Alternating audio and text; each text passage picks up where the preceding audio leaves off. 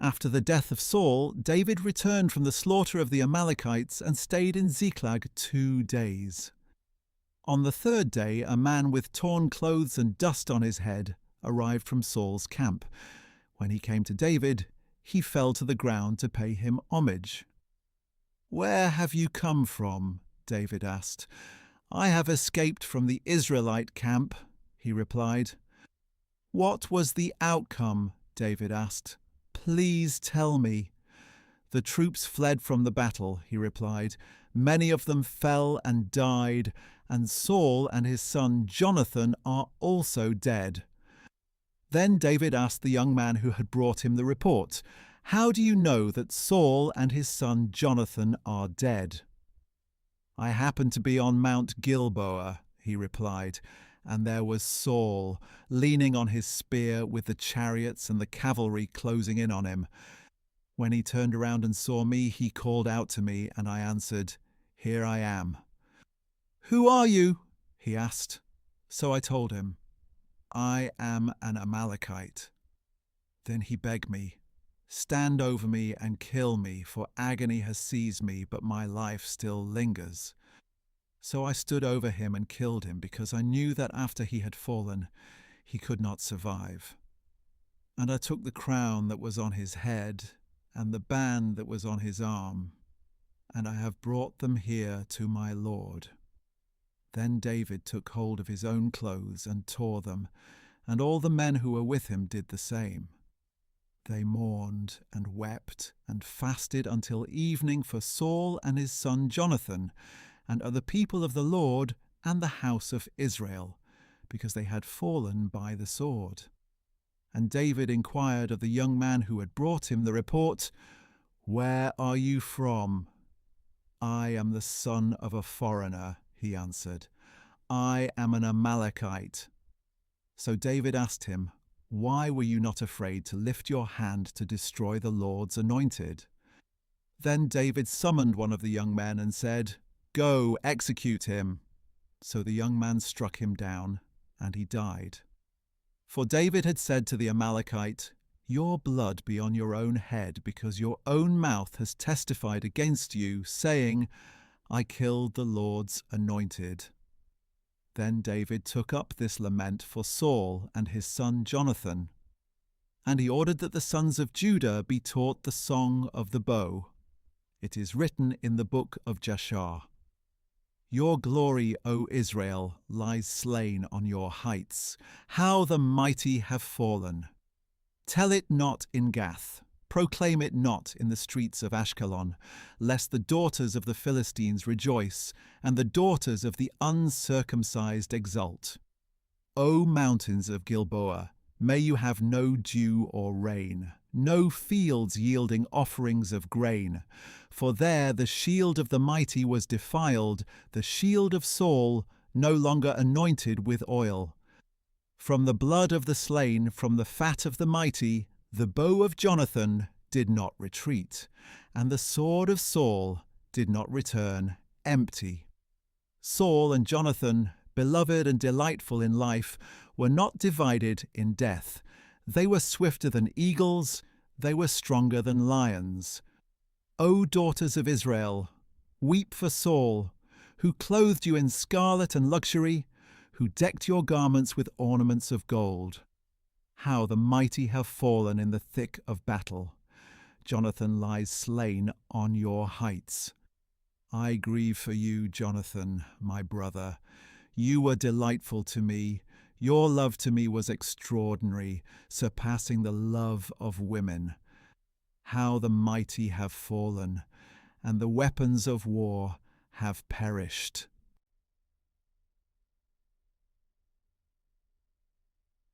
Sometime later, David inquired of the Lord, "Should I go up to one of the towns of Judah?" "Go up," the Lord answered. Then David asked, "Where should I go?" "To Hebron," replied the Lord. So David went there with his 2 wives, Ahinoam of Jezreel and Abigail, the widow of Nabal of Carmel. David also took the men who were with him, each with his household, and they settled in the towns near Hebron. Then the men of Judah came to Hebron, and there they anointed David king over the house of Judah. And they told David, "It was the men of Jabesh Gilead who buried Saul." So David sent messengers to the men of Jabesh Gilead to tell them, "The Lord bless you because you showed this kindness to Saul your lord when you buried him. Now may the Lord show you loving devotion and faithfulness, and I will also show you the same favor because you have done this. Now then, be strong and courageous, for though Saul your lord is dead, the house of Judah has anointed me as their king." Meanwhile, Abner son of Ner, the commander of Saul's army, took Saul's son Ishbosheth, moved him to Mahanaim, and made him king over Gilead, Asher, Jezreel, Ephraim, and Benjamin, over all Israel. Saul's son Ishbosheth was 40 years old when he began to reign over Israel, and he reigned for 2 years. The house of Judah, however, followed David. And the length of time that David was king in Hebron over the house of Judah was 7 years and 6 months. One day Abner son of Ner and the servants of Ishbosheth son of Saul marched out from Mahanaim to Gibeon.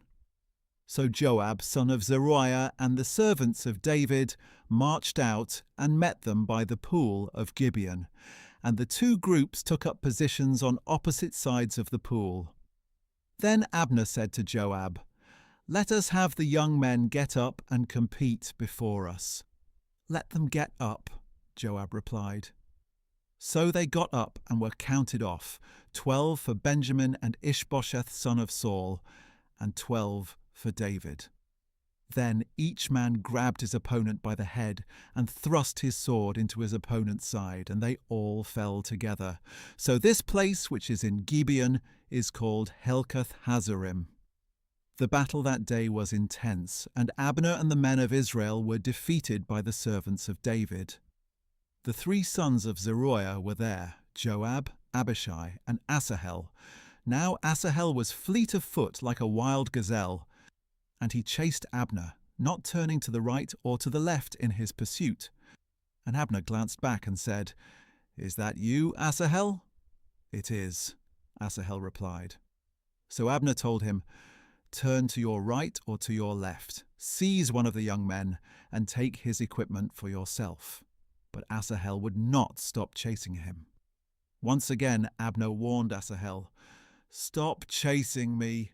Why should I strike you to the ground? How could I show my face to your brother Joab?" But Asahel refused to turn away. So Abner thrust the butt of his spear into his stomach, and it came out his back, and he fell dead on the spot. And every man paused when he came to the place where Asahel had fallen and died. But Joab and Abishai pursued Abner. By sunset, they had gone as far as the hill of Ammah opposite Giah, on the way to the wilderness of Gibeon. The Benjamites rallied to Abner, formed a single unit, and took their stand atop a hill. Then Abner called out to Joab, "Must the sword devour forever? Do you not realize that this will only end in bitterness? How long before you tell the troops to stop pursuing their brothers?" "As surely as God lives," Joab replied, "if you had not spoken up, the troops would have continued pursuing their brothers until morning." So Joab blew the ram's horn, and all the troops stopped. They no longer pursued Israel or continued to fight. And all that night, Abner and his men marched through the Arabah. They crossed the Jordan, marched all morning, and arrived at Mahanaim. When Joab returned from pursuing Abner, he gathered all the troops. In addition to Asahel, 19 of David's servants were missing, but they had struck down 360 Benjamites who were with Abner. And they took Asahel and buried him in his father's tomb in Bethlehem. Then Joab and his men marched all night and reached Hebron at daybreak.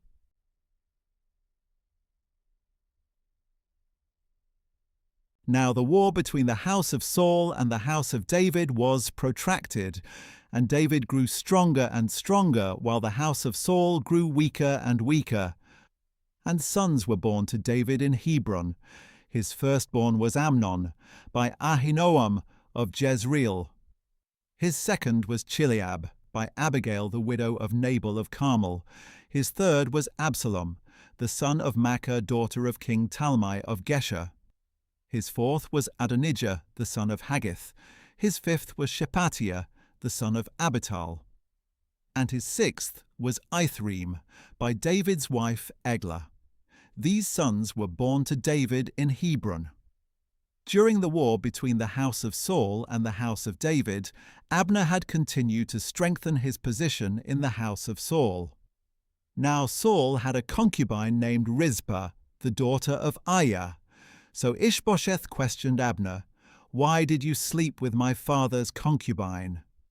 Abner was furious over Ishbosheth's accusation. "Am I the head of a dog that belongs to Judah?" he asked. "All this time I have been loyal to the house of your father Saul, to his brothers, and to his friends. I have not delivered you into the hand of David, but now you accuse me of wrongdoing with this woman. May God punish Abner, and ever so severely, if I do not do for David what the Lord has sworn to him, to transfer the kingdom from the house of Saul and to establish the throne of David over Israel and Judah, from Dan to Beersheba." And for fear of Abner, Ishbosheth did not dare to say another word to him. Then Abner sent messengers on his behalf to say to David, "To whom does the land belong? Make your covenant with me, and surely my hand will be with you to bring all Israel over to you." "Good," replied David, "I will make a covenant with you. But there is one thing I require of you. Do not appear before me unless you bring Saul's daughter Michal when you come to see me." Then David sent messengers to say to Ishbosheth son of Saul, "Give me back my wife Michal, whom I betrothed to myself for 100 Philistine foreskins." So Ishbosheth sent and took Michal from her husband Paltiel, son of Laish. Her husband followed her, weeping all the way to Bahurim. Then Abner said to him, "Go back." So he returned home. Now Abner conferred with the elders of Israel and said, "In the past you sought David as your king. Now take action, because the Lord has said to David, 'Through my servant David, I will save my people Israel from the hands of the Philistines and of all their enemies.'" Abner also spoke to the Benjamites. Then he went to Hebron to tell David all that seemed good to Israel and to the whole house of Benjamin. When Abner and 20 of his men came to David at Hebron, David held a feast for them. Then Abner said to David, "Let me go at once, and I will gather all Israel to my lord the king, that they may make a covenant with you, and that you may rule over all that your heart desires." So David dismissed Abner, and he went in peace. Just then, David's soldiers and Joab returned from a raid, bringing with them a great plunder. But Abner was not with David in Hebron, because David had sent him on his way in peace. When Joab and all his troops arrived, he was informed, "Abner son of Ner came to see the king, who sent him on his way in peace." So Joab went to the king and said, "What have you done? Look, Abner came to you. Why did you dismiss him? Now he is getting away. Surely you realize that Abner son of Ner came to deceive you and to track your movements and all that you're doing." As soon as Joab had left David, he sent messengers after Abner, who brought him back from the well of Sirah. But David was unaware of it. When Abner returned to Hebron, Joab pulled him aside into the gateway as if to speak to him privately, and there Joab stabbed him in the stomach. So Abner died on account of the blood of Joab's brother Asahel. Afterward, David heard about this and said, I and my kingdom are forever guiltless before the Lord concerning the blood of Abner, son of Ner. May it whirl over the head of Joab and over the entire house of his father, and may the house of Joab never be without one having a discharge or skin disease, or one who leans on a staff or falls by the sword or lacks food. Joab and his brother Abishai murdered Abner because he had killed their brother Asahel in the battle at Gibeon. Then David ordered Joab and all the people with him, "Tear your clothes, put on sackcloth, and mourn before Abner." And King David himself walked behind the funeral bier. When they buried Abner in Hebron, the king wept aloud at Abner's tomb, and all the people wept. And the king sang this lament for Abner: "Should Abner die the death of a fool? Your hands were not bound, your feet were not fettered. As a man falls before the wicked, so also you fell." And all the people wept over him even more. Then all the people came and urged David to eat something while it was still day. But David took an oath, saying, "May God punish me, and ever so severely, if I taste bread or anything else before the sun sets." All the people took note and were pleased.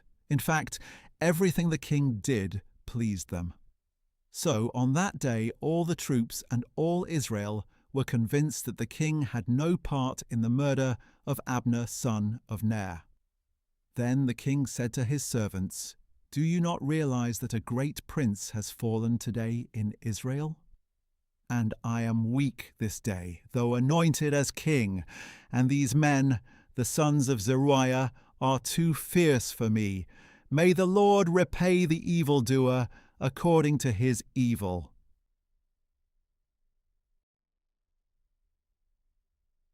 Now when Ishbosheth son of Saul heard that Abner had died in Hebron, he lost courage, and all Israel was dismayed.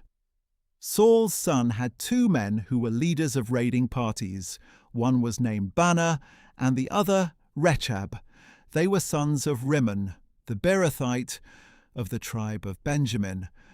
Beeroth is considered part of Benjamin, because the Beerothites fled to Gittaim and have lived there as foreigners to this day. And Jonathan, son of Saul, had a son who was lame in his feet. He was 5 years old when the report about Saul and Jonathan came from Jezreel. His nurse picked him up and fled, but as she was hurrying to escape, he fell and became lame. His name was Mephibosheth. Now Rechab and Baanah, the sons of Rimmon the Beerothite, set out and arrived at the house of Ishbosheth in the heat of the day, while the king was taking his midday nap.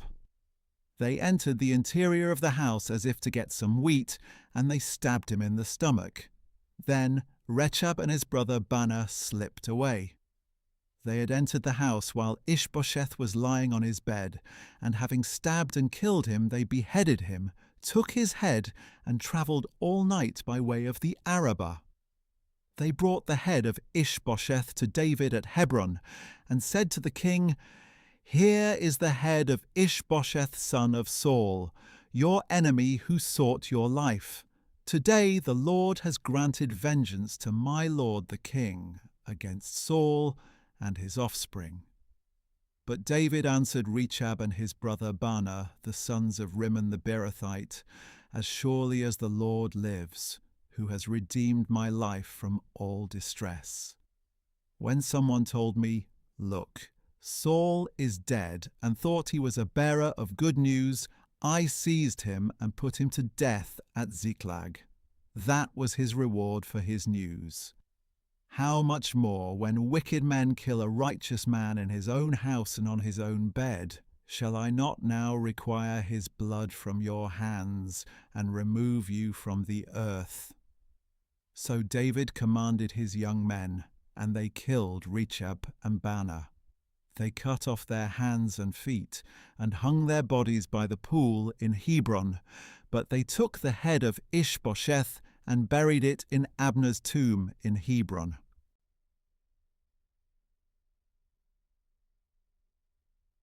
Then all the tribes of Israel came to David at Hebron and said, "Here we are, your own flesh and blood. Even in times past, while Saul was king over us, you were the one who led Israel out and brought them back. And to you, the Lord said, you will shepherd my people Israel, and you will be ruler over them." So all the elders of Israel came to the king at Hebron, where King David made with them a covenant before the Lord, and they anointed him king over Israel. David was 30 years old when he became king, and he reigned 40 years. In Hebron he reigned over Judah 7 years and 6 months, and in Jerusalem he reigned 33 years over all Israel and Judah. Now the king and his men marched to Jerusalem against the Jebusites who inhabited the land. The Jebusites said to David, "You will never get in here. Even the blind and lame can repel you."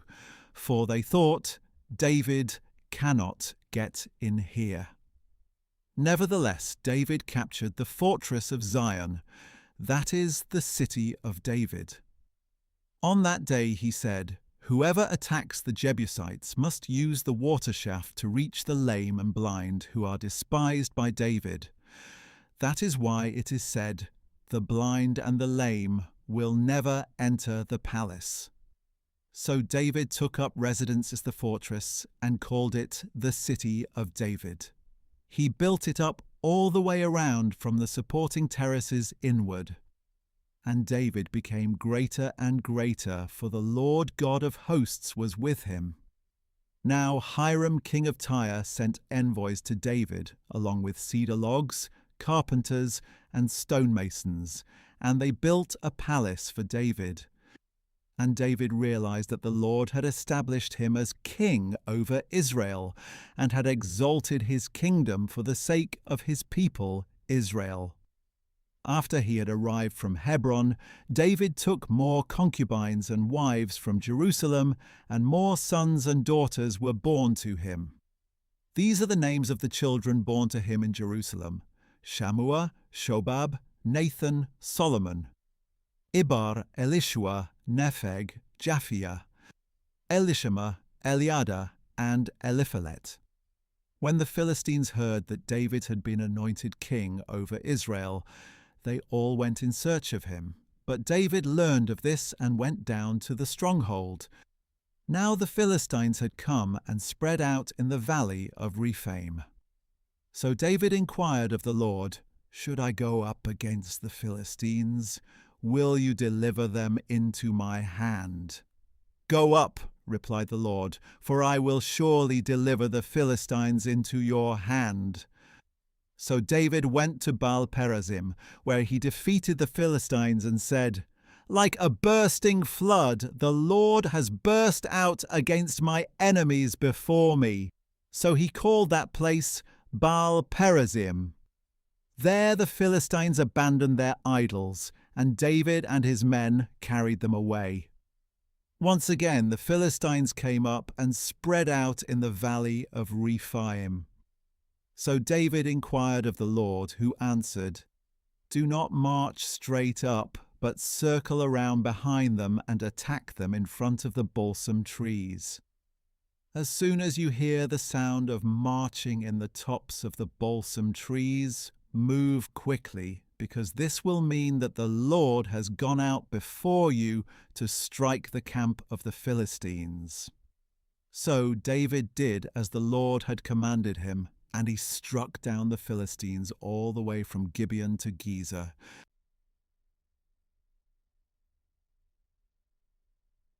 David again assembled the chosen men of Israel, 30,000 in all.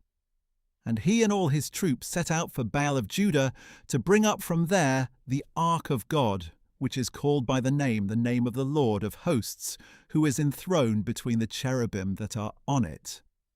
They set the ark of God on a new cart and brought it from the house of Abinadab, which was on the hill.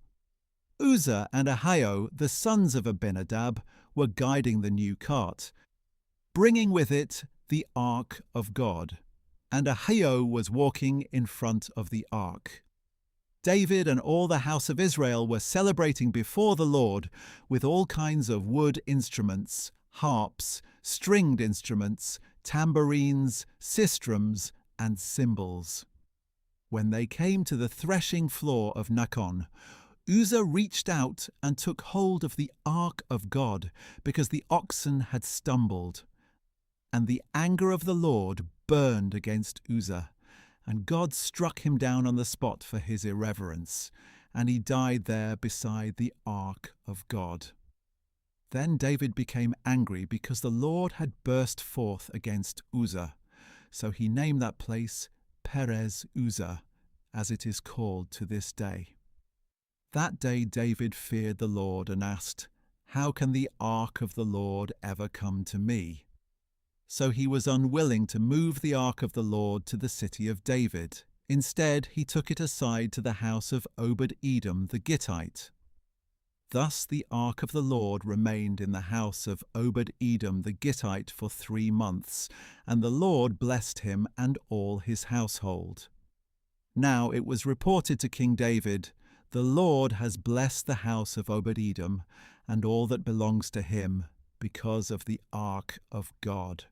So David went and had the ark of God brought up from the house of Obed-Edom into the city of David with rejoicing.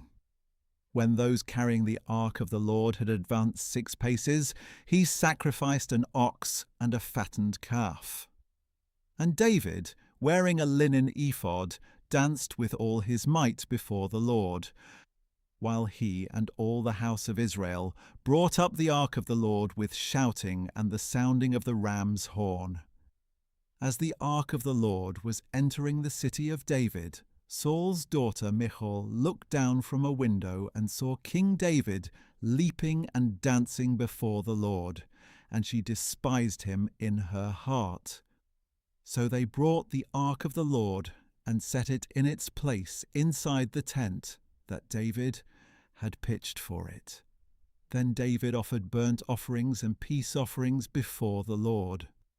When David had finished sacrificing the burnt offerings and peace offerings, he blessed the people in the name of the Lord of hosts.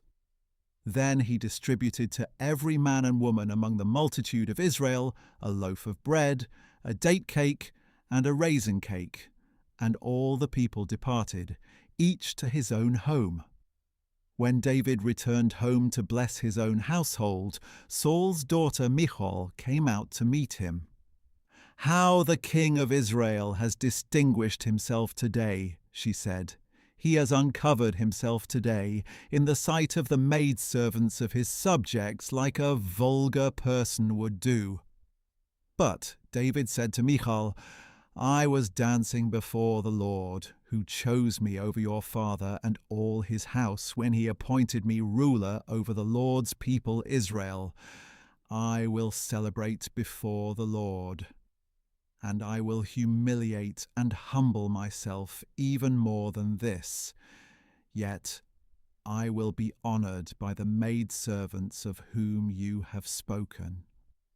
And Michal, the daughter of Saul, had no children to the day of her death.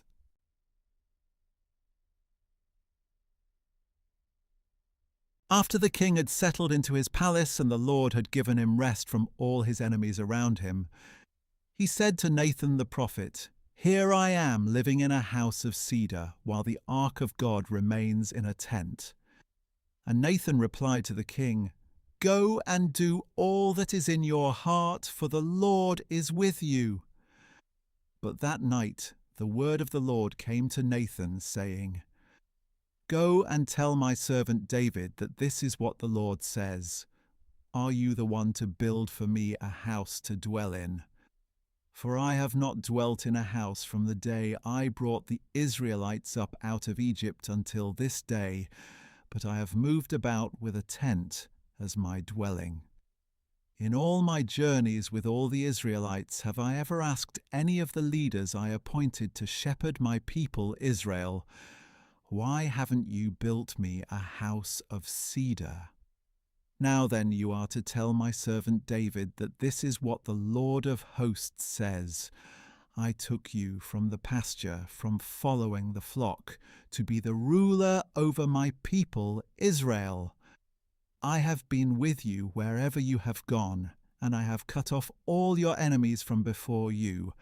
Now I will make for you a name like that of the greatest in the land. And I will provide a place for my people Israel, and will plant them so that they may dwell in a place of their own, and be disturbed no more. No longer will the sons of wickedness oppress them as they did at the beginning, and have done since the day I appointed judges over my people Israel. I will give you rest from all your enemies. The Lord declares to you that He Himself will establish a house for you.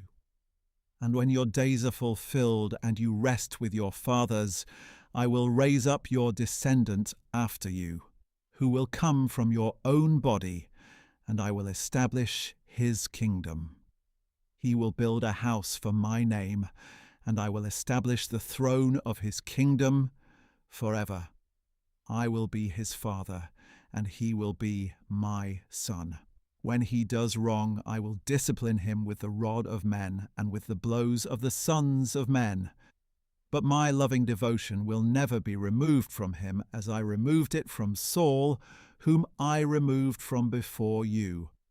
Your house and kingdom will endure forever before me, and your throne will be established forever. So Nathan relayed to David all the words of this entire revelation. Then King David went in, sat before the Lord, and said, "Who am I, O Lord God, and what is my house that you have brought me this far? And as if this was a small thing in your eyes, O Lord God, you have also spoken about the future of the house of your servant. Is this your custom with man, O Lord God? What more can David say to you? For you know your servant, O Lord God. For the sake of your word, and according to your own heart, you have accomplished this great thing, and revealed it to your servant. How great you are, O Lord God!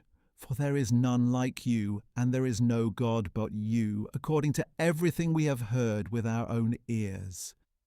And who is like your people, Israel, the one nation on earth whom God went out to redeem as a people for himself and to make a name for himself?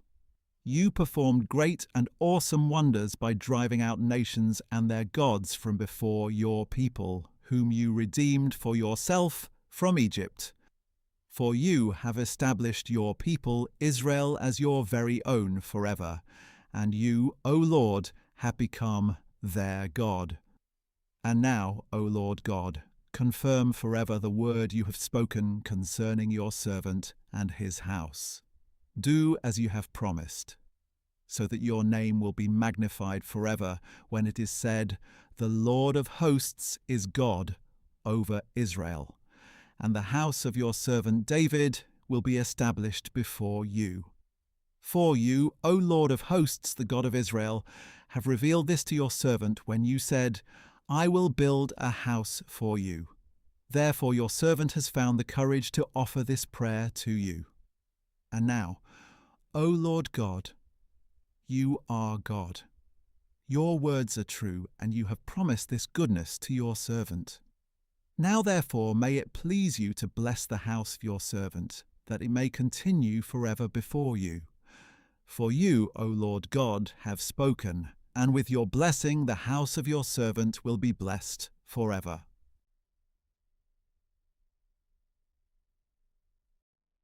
Sometime later, David defeated the Philistines, subdued them, and took Methegama from the hand of the Philistines.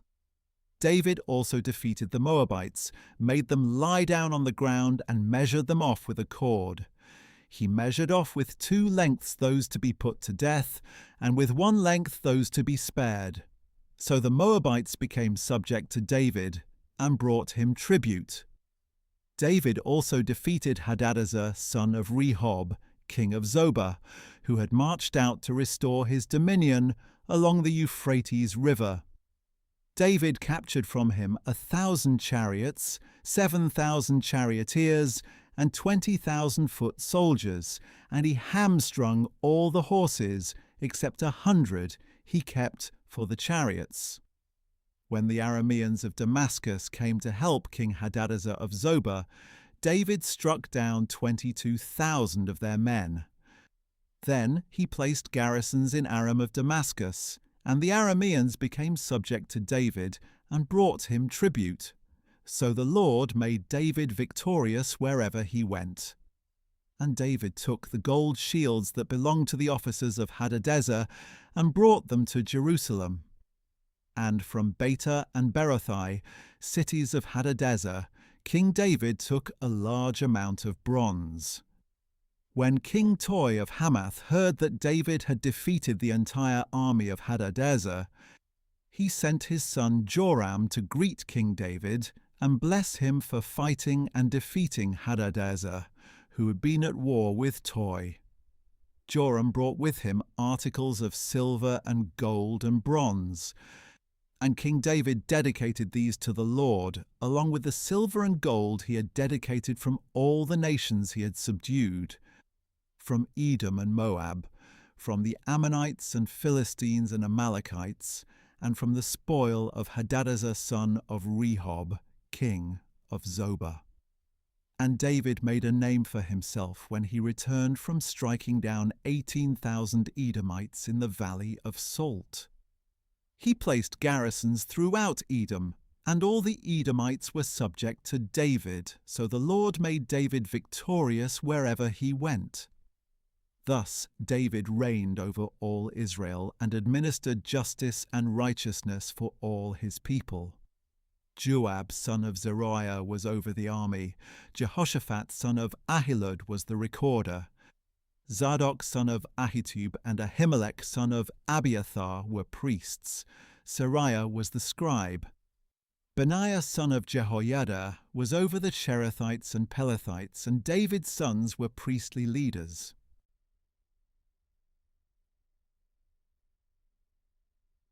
Then David asked, "Is there anyone left from the house of Saul to whom I can show kindness for the sake of Jonathan?"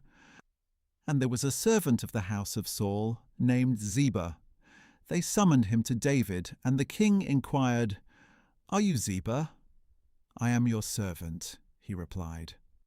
So the king asked, "Is there anyone left of the house of Saul to whom I can show the kindness of God?" Ziba answered, "There is still Jonathan's son, who is lame in both feet." "Where is he?" replied the king.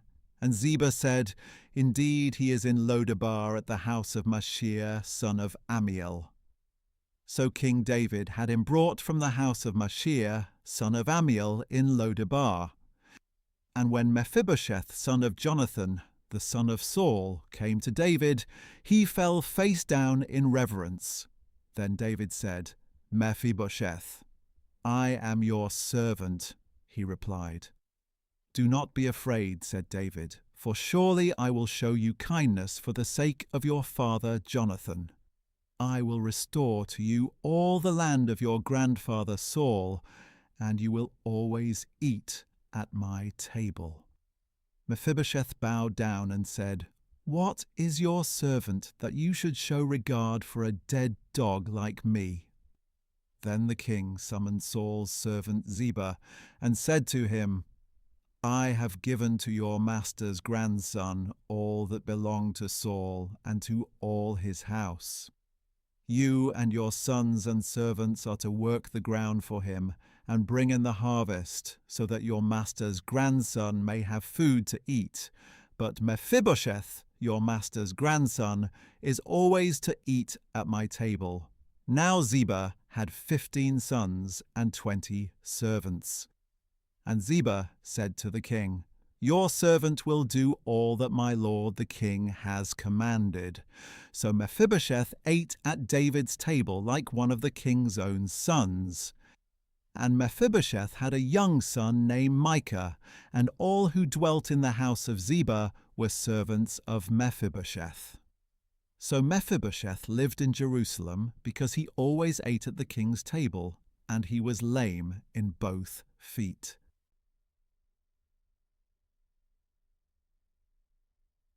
Sometime later, the king of the Ammonites died and was succeeded by his son Hanun.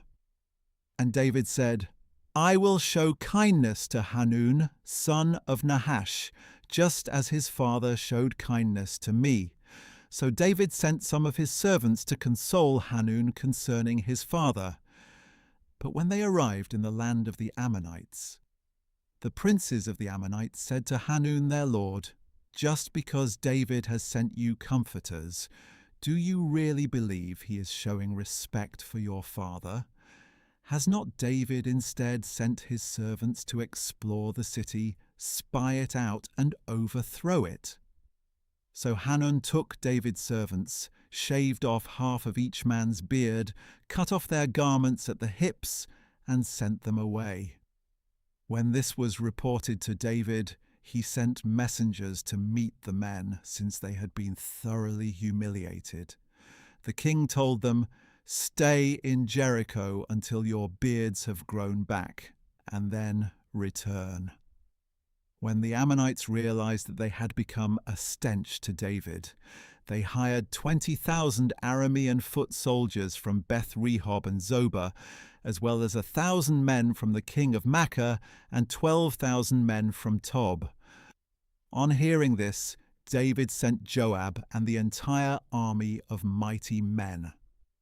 The Ammonites marched out and arrayed themselves for battle at the entrance of the city gate, while the Arameans of Zobah and Rehob and the men of Tob and Makkah were by themselves in the open country. When Joab saw the battle lines before him and behind him, he selected some of the best men of Israel and arrayed them against the Arameans. And he placed the rest of the troops under the command of his brother Abishai, who arrayed them against the Ammonites. "If the Arameans are too strong for me," said Joab, "then you will come to my rescue.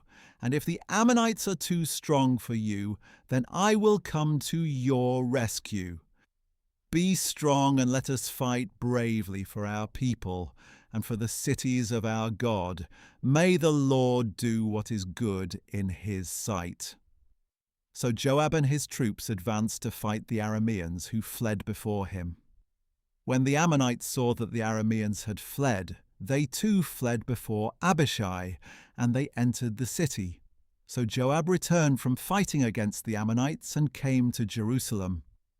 When the Arameans saw that they had been defeated by Israel, they regrouped. Hadadezer sent messengers to bring more Arameans from beyond the Euphrates, and they came to Helam with Shobach, the commander of Hadadezer's army, leading them. When this was reported to David, he gathered all Israel, crossed the Jordan, and went to Helam. Then the Arameans arrayed themselves against David and fought against him. But the Arameans fled before Israel, and David killed 700 charioteers and 40,000 foot soldiers. He also struck down Shobach, the commander of their army, who died there. When all the kings who were subject to Hadadezer saw that they had been defeated by Israel, they made peace with Israel and became subject to them. So the Arameans were afraid to help the Ammonites anymore.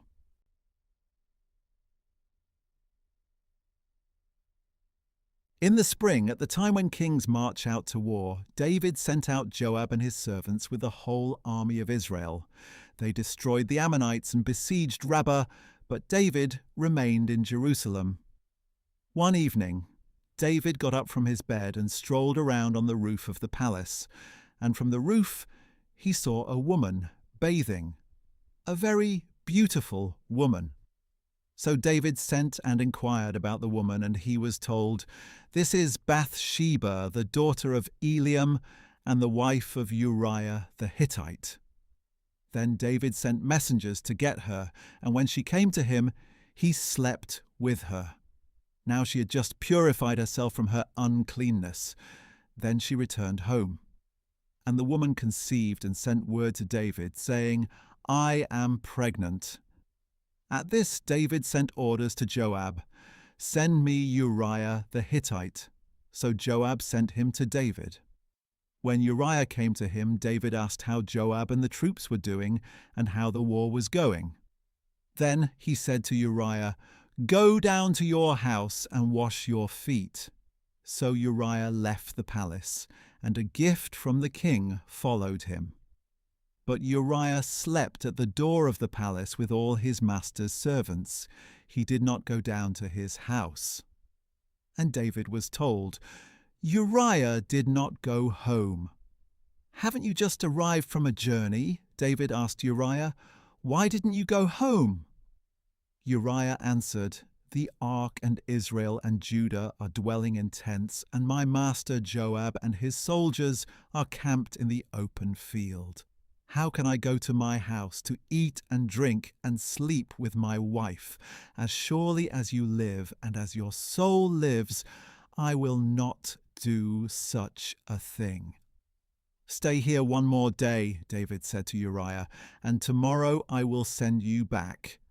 So Uriah stayed in Jerusalem that day and the next. Then David invited Uriah to eat and drink with him, and he got Uriah drunk. And in the evening Uriah went out to lie down on his cot with his master's servants, but he did not go home. The next morning David wrote a letter to Joab and sent it with Uriah. In the letter he wrote, "Put Uriah at the front of the fiercest battle, then withdraw from him, so that he may be struck down and killed." So as Joab besieged the city, he assigned Uriah to a place where he knew the strongest enemy soldiers were. And when the men of the city came out and fought against Joab, some of David's servants fell, and Uriah the Hittite also died. Joab sent to David a full account of the battle, and instructed the messenger, "When you have finished giving the king a full account of the battle, if the king's anger flares, he may ask you, 'Why did you get so close to the city to fight? Did you not realize they would shoot from atop the wall? Who struck Abimelech son of Jerubbesheth? Was it not a woman who dropped an upper millstone on him from the wall, so that he died in Thebez? Why did you get so close to the wall?' If he asks you this, then you are to say, 'Your servant Uriah the Hittite is dead as well.'" So the messenger set out and reported to David all that Joab had sent him to say. The messenger said to David, "The men overpowered us and came out against us in the field, but we drove them back to the entrance of the gate. Then the archers shot at your servants from the wall, and some of the king's servants were killed, and your servant Uriah the Hittite is dead as well." Then David told the messenger, "Say this to Joab, 'Do not let this matter upset you, for the sword devours one as well as another. Strengthen your attack against the city and demolish it.'" Encourage him with these words. When Uriah's wife heard that her husband was dead, she mourned for him. And when the time of mourning was over, David had her brought to his house, and she became his wife and bore him a son. But the thing that David had done was evil in the sight of the Lord.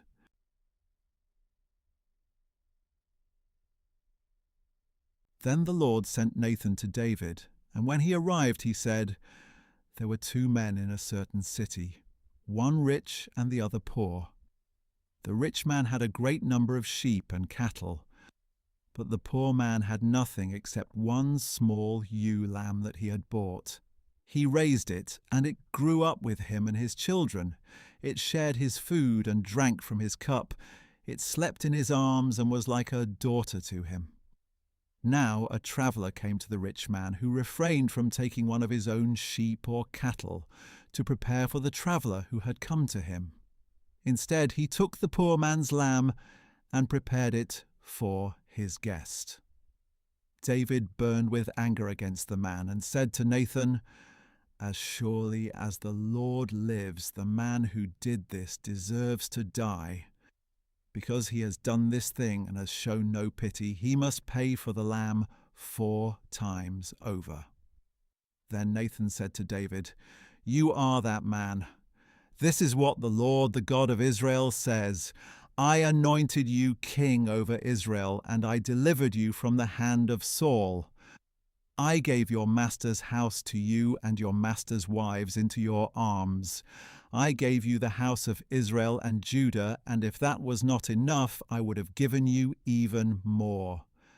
Why then have you despised the command of the Lord by doing evil in his sight? You put Uriah the Hittite to the sword and took his wife as your own. You have slain him with the sword of the Ammonites. Now, therefore, the sword will never depart from your house, because you have despised me and have taken the wife of Uriah the Hittite to be your own. This is what the Lord says. I will raise up adversity against you from your own house. Before your very eyes I will take your wives and give them to another, and he will lie with them in broad daylight. You have acted in secret, but I will do this thing in broad daylight before all Israel." Then David said to Nathan, "I have sinned against the Lord." "The Lord has taken away your sin," Nathan replied. "You will not die. Nevertheless, because by this deed you have shown utter contempt for the word of the Lord, the son born to you will surely die." After Nathan had gone home, the Lord struck the child that Uriah's wife had borne to David, and he became ill. David pleaded with God for the boy. He fasted and went into his house and spent the night lying in sackcloth on the ground. The elders of his household stood beside him to help him up from the ground, but he was unwilling and would not eat anything with them. On the 7th day the child died.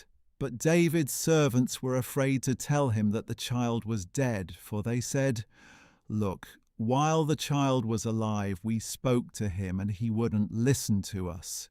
So how can we tell him the child is dead? He may even harm himself." When David saw that his servants were whispering to one another, he perceived that the child was dead, so he asked his servants, "Is the child dead?" "He is dead," they replied. Then David got up from the ground, washed and anointed himself, changed his clothes, and went into the house of the Lord and worshipped. Then he went to his own house, and at his request they set food before him, and he ate. "What is this you have done?" his servants asked. "While the child was alive, you fasted and wept, but when he died, you got up and ate." David answered, "While the child was alive, I fasted and wept, for I said, 'Who knows? The Lord may be gracious to me and let him live.' But now that he is dead, why should I fast? Can I bring him back again? I will go to him, but he will not return to me." Then David comforted his wife Bathsheba, and he went to her and lay with her. So she gave birth to a son, and they named him Solomon. Now the Lord loved the child, and sent word through Nathan the prophet to name him Jedidiah, because the Lord loved him. Meanwhile, Joab fought against Rabbah of the Ammonites and captured the royal fortress. Then Joab sent messengers to David to say, "I have fought against Rabbah and have captured the water supply of the city. Now, therefore, assemble the rest of the troops, lay siege to the city, and capture it. Otherwise I will capture the city, and it will be named after me." So David assembled all the troops and went to Rabbah, and he fought against it and captured it. Then he took the crown from the head of their king. It weighed a talent of gold and was set with precious stones, and it was placed on David's head. And David took a great amount of plunder from the city. David brought out the people who were there and put them to work with saws, iron picks, and axes, and he made them work at the brick kilns. He did the same to all the Ammonite cities. Then David and all his troops returned to Jerusalem.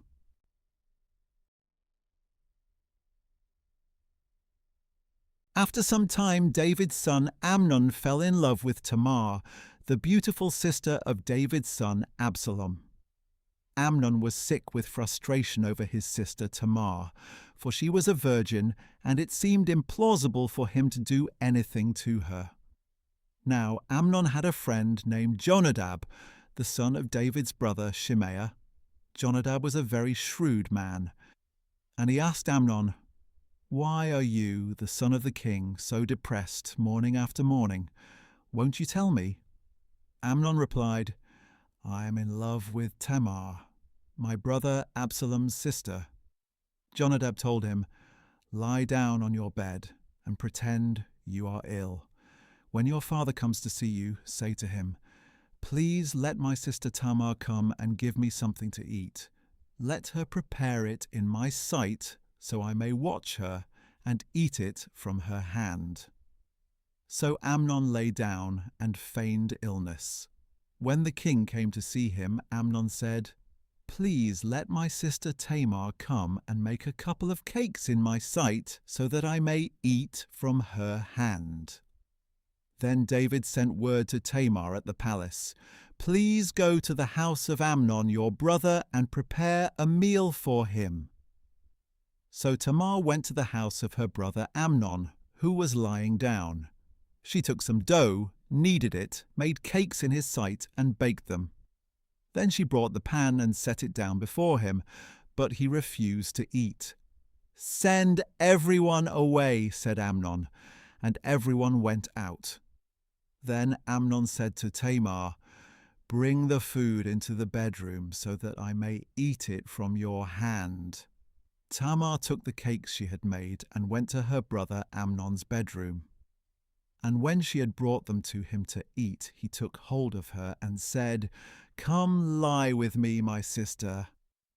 "No, my brother," she cried, "do not violate me, for such a thing should never be done in Israel.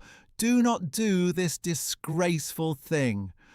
Where could I ever take my shame, and you would be like one of the fools in Israel? Please speak to the king, for he will not withhold me from you." But Amnon refused to listen to her, and being stronger, he violated her and lay with her. Then Amnon hated Tamar with such intensity that his hatred was greater than the love he previously had. "Get up," he said to her. "Be gone." "No," she replied. "Sending me away is worse than this great wrong you have already done to me." But he refused to listen to her. Instead, he called to his attendant and said, "Throw this woman out and bolt the door behind her." So Amnon's attendant threw her out and bolted the door behind her. Now Tamar was wearing a robe of many colours, because this is what the king's virgin daughters wore. And Tamar put ashes on her head and tore her robe, and putting her hand on her head she went away, crying aloud.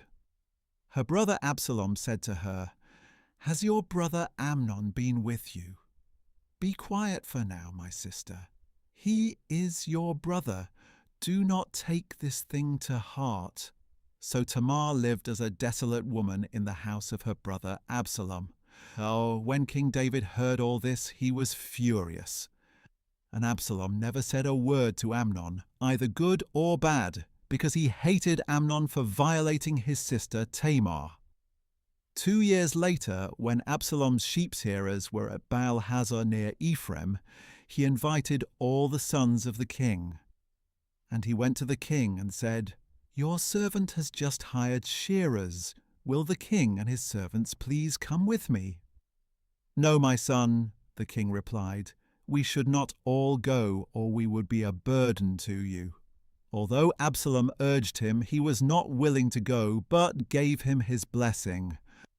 "If not," said Absalom, "please let my brother Amnon go with us." "Why should he go with you?" the king asked. But Absalom urged him, so the king sent Amnon and the rest of his sons. Now Absalom had ordered his young men, "Watch Amnon until his heart is merry with wine, and when I order you to strike Amnon down, you are to kill him. Do not be afraid, have I not commanded you? Be courageous and valiant." So Absalom's young men did to Amnon just as Absalom had ordered.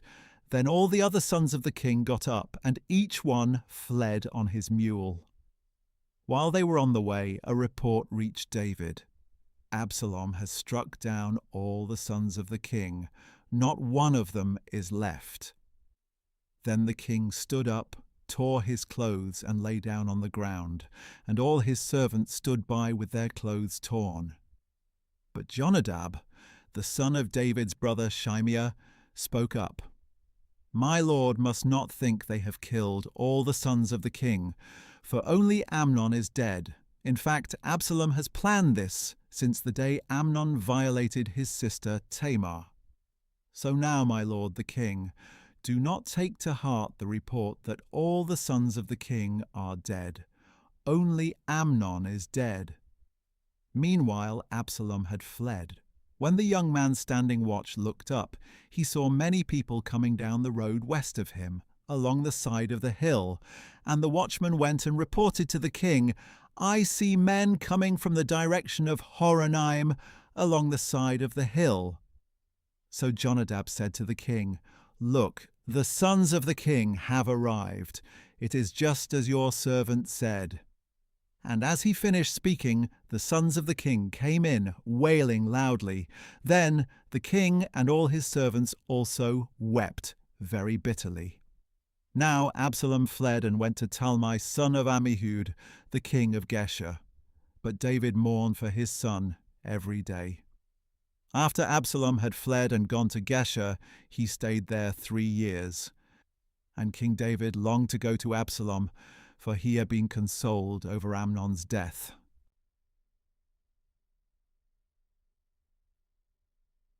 Now Joab, son of Zeruiah, perceived that the king's heart longed for Absalom. So Joab sent to Tekoa to bring a wise woman from there. He told her, "Please pretend to be a mourner. Put on clothes for mourning and do not anoint yourself with oil. Act like a woman who has mourned for the dead a long time. Then go to the king and speak these words to him." And Joab put the words in her mouth. When the woman from Tekoa went to the king, she fell face down in homage and said, "Help me, O king." "What troubles you?" the king asked her. "Indeed," she said, "I am a widow, for my husband is dead. And your maidservant had 2 sons who were fighting in the field with no one to separate them, and one struck the other and killed him. Now the whole clan has risen up against your maidservant and said, 'Hand over the one who struck down his brother, that we may put him to death for the life of the brother whom he killed. Then we will cut off the heir as well.' So they would extinguish my one remaining ember by not preserving my husband's name or posterity on the earth." "Go home," the king said to the woman, "and I will give orders on your behalf." But the woman of Tekoa said to the king, "My lord the king, may any blame be on me and on my father's house, and may the king and his throne be guiltless." "If anyone speaks to you," said the king, "bring him to me, and he will not trouble you again." "Please," she replied, "may the king invoke the Lord your God to prevent the avenger of blood from increasing the devastation, so that my son may not be destroyed. As surely as the Lord lives," he vowed, "not a hair of your son's head will fall to the ground." Then the woman said, "Please, may your servant speak a word to my lord the king?" "Speak," he replied. The woman asked, "Why have you devised a thing like this against the people of God?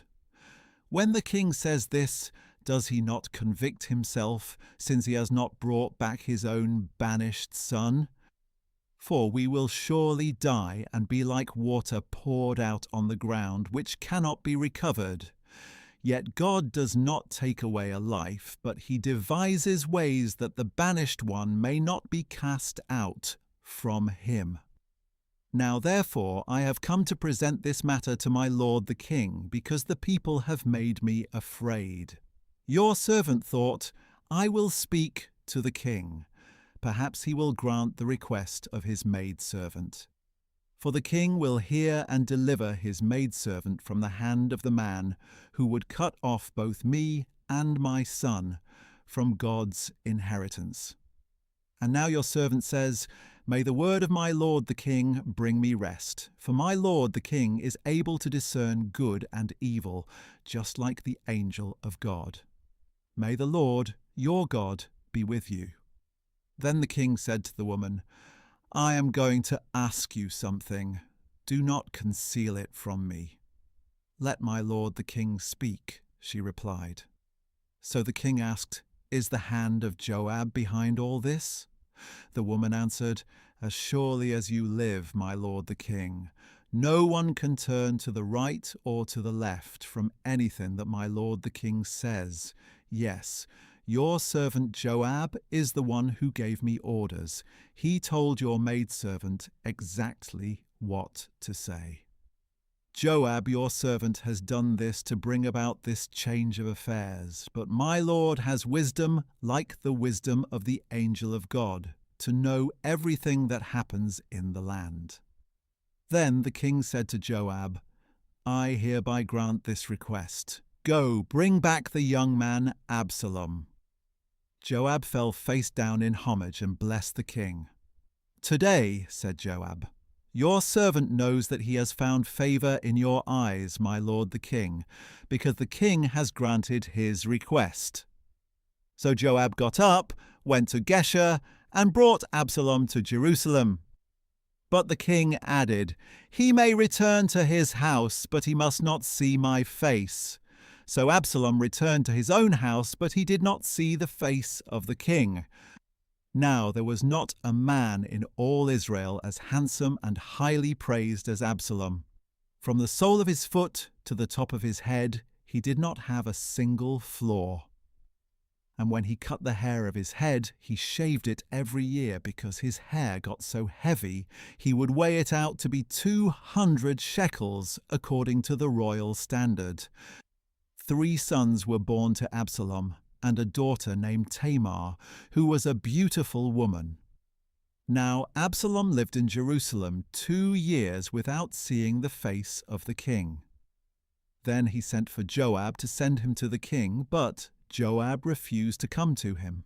So Absalom sent a second time, but Joab still would not come. Then Absalom said to his servants, Look, Joab's field is next to mine, and he has barley there. Go and set it on fire. And Absalom's servants set the field on fire. Then Joab came to Absalom's house and demanded, Why did your servant set my field on fire?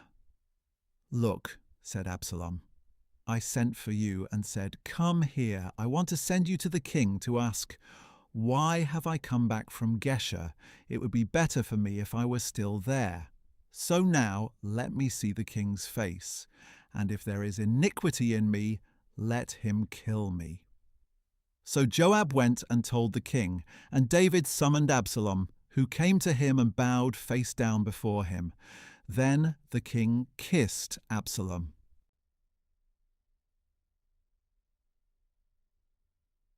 Sometime later, Absalom provided for himself a chariot with horses and 50 men to run ahead of him. He would get up early and stand beside the road leading to the city gate. Whenever anyone had a grievance to bring before the king for a decision, Absalom would call out and ask, What city are you from? And if he replied, Your servant is from one of the tribes of Israel, Absalom would say, Look, your claims are good and right, but the king has no deputy to hear you. And he would add, If only someone would appoint me judge in the land, then everyone with a grievance or dispute could come to me, and I would give him justice. Also, when anyone approached to bow down to him, Absalom would reach out his hand, take hold of him, and kiss him. Absalom did this to all the Israelites who came to the king for justice. In this way he stole the hearts of the men of Israel. After 4 years had passed, Absalom said to the king, "Please let me go to Hebron to fulfill a vow I have made to the Lord. For your servant made a vow while dwelling in Gesher of Aram, saying, 'If indeed the Lord brings me back to Jerusalem, I will worship the Lord in Hebron.'" "Go in peace," said the king. So Absalom got up and went to Hebron. Then Absalom sent spies throughout the tribes of Israel with this message: "When you hear the sound of the horn, you are to say, 'Absalom reigns in Hebron.'" 200 men from Jerusalem accompanied Absalom. They had been invited as guests, and they went along innocently, for they knew nothing about the matter. While Absalom was offering the sacrifices, he sent for Ahithophel the Gilonite, David's counselor, to come from his hometown of Gilo. So the conspiracy gained strength, and Absalom's following kept increasing. Then a messenger came to David and reported, "The hearts of the men of Israel are with Absalom." And David said to all the servants with him in Jerusalem, "Arise and let us flee, or we will not escape from Absalom. We must leave quickly, or he will soon overtake us, heap disaster on us, and put the city to the sword." The king's servants replied, "Whatever our lord the king decides, we are your servants." Then the king set out, and his entire household followed him. But he left behind 10 concubines to take care of the palace. So the king set out with all the people following him. He stopped at the last house, and all his servants marched past him, all the Cherethites and Pelethites, and 600 Gittites who had followed him from Gath. Then the king said to Ittai the Gittite, "Why should you also go with us? Go back and stay with the new king, since you are both a foreigner and an exile from your homeland. In fact, you arrived only yesterday. Should I make you wander around with us today, while I do not know where I am going? Go back and take your brothers with you. May the Lord show you loving devotion and faithfulness." But Ittai answered the king, "As surely as the Lord lives, and as my lord the king lives, wherever my lord the king may be, whether it means life or death, there will your servant be." "March on then," said David to Ittai. So Ittai the Gittite marched past with all his men, and all the little ones who were with him. Everyone in the countryside was weeping loudly as all the people passed by. And as the king crossed the Kidron Valley, all the people also passed toward the way of the wilderness. Zadok was also there, and all the Levites with him were carrying the ark of the covenant of God. And they set down the ark of God, and Abiathar offered sacrifices until all the people had passed out of the city. Then the king said to Zadok, "Return the ark of God to the city. If I find favor in the eyes of the Lord, he will bring me back and let me see both it and his dwelling place again.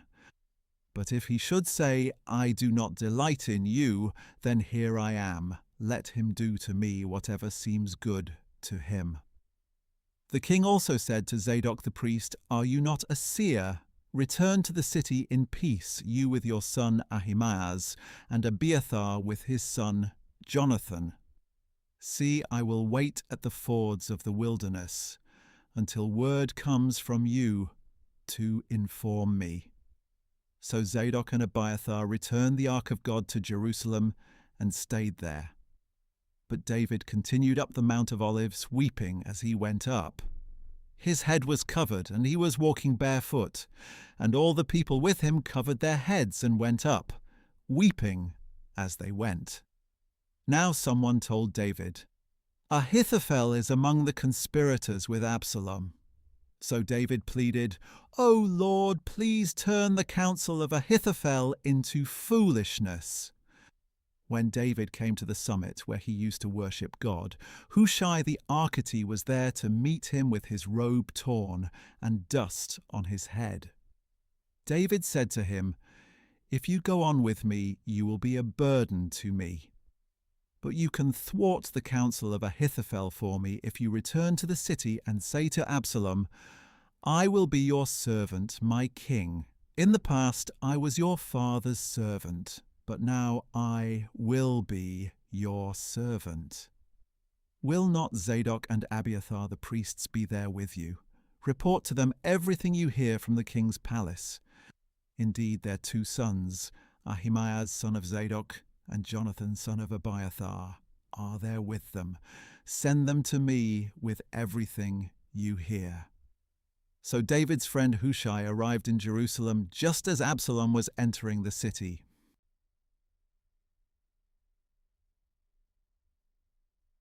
When David had gone a little beyond the summit, Ziba the servant of Mephibosheth was there to meet him.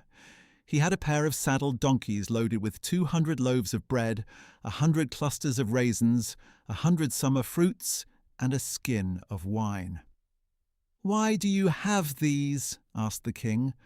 Ziba replied, "The donkeys are for the king's household to ride, the bread and summer fruit are for the young men to eat, and the wine is to refresh those who become exhausted in the wilderness." "Where is your master's grandson?" asked the king. And Ziba answered, "Indeed, he is staying in Jerusalem, for he has said, 'Today the house of Israel will restore to me the kingdom of my grandfather.'"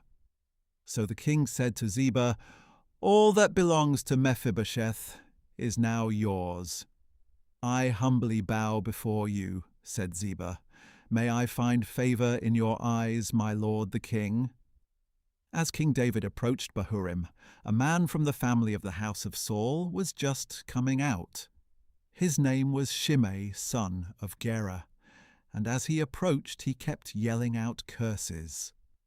He threw stones at David and at all the servants of the king, though the troops and all the mighty men were on David's right and left. And as he yelled curses, Shimei said, Get out, you worthless man of bloodshed! The Lord has paid you back for all the blood of the house of Saul, in whose place you have reigned, and the Lord has delivered the kingdom into the hand of your son, Absalom.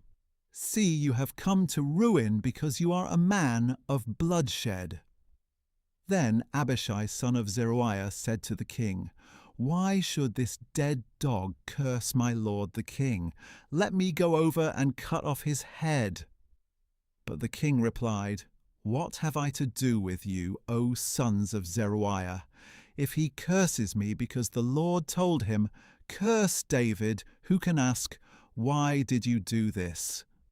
Then David said to Abishai and to all his servants, Behold, my own son, my own flesh and blood, seeks my life. How much more then this Benjamite? Leave him alone and let him curse me, for the Lord has told him so. Perhaps the Lord will see my affliction and repay me with good for the cursing I receive today.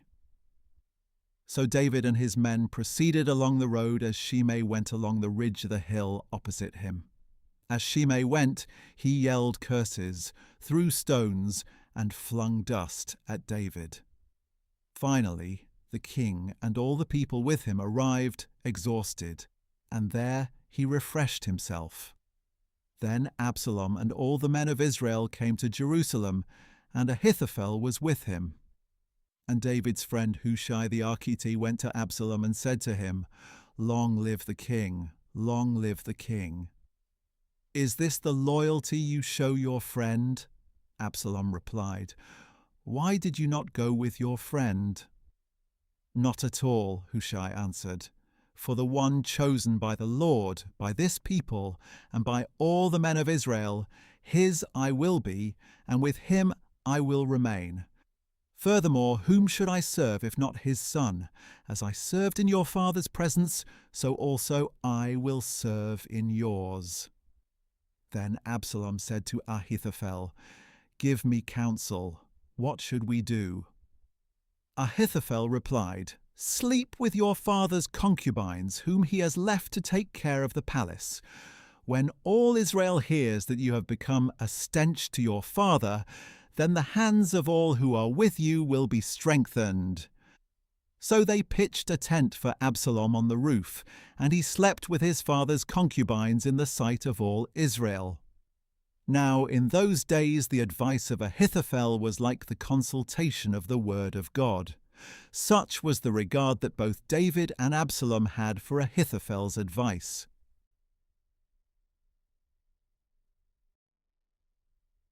Furthermore, Ahithophel said to Absalom, "Let me choose 12,000 men and set out tonight in pursuit of David. I will attack him while he is weak and weary. I will throw him into a panic, and all the people with him will flee. I will strike down only the king, and bring all the people back to you as a bride returning to her husband. You seek the life of only one man. Then all the people will be at peace." This proposal seemed good to Absalom and all the elders of Israel. Then Absalom said, "Summon Hushai the Archite as well, and let us hear what he too has to say." So Hushai came to Absalom, who told him, "Ahithophel has spoken this proposal. Should we carry it out? If not, what do you say?" Hushai replied, "This time the advice of Ahithophel is not sound." He continued, "You know your father and his men. They are mighty men, and as fierce as a wild bear robbed of her cubs. Moreover, your father is a man of war who will not spend the night with the troops. Surely by now he is hiding in a cave or some other location. If some of your troops fall first, whoever hears of it will say, 'There has been a slaughter among the troops who follow Absalom.' Then even the most valiant soldier with the heart of a lion will melt with fear, because all Israel knows that your father is a mighty man who has valiant men with him. Instead, I advise that all Israel from Dan to Beersheba, a multitude like the sand on the seashore, be gathered to you, and that you yourself lead them into battle. Then we will attack David wherever we find him, and we will descend on him like dew on the ground.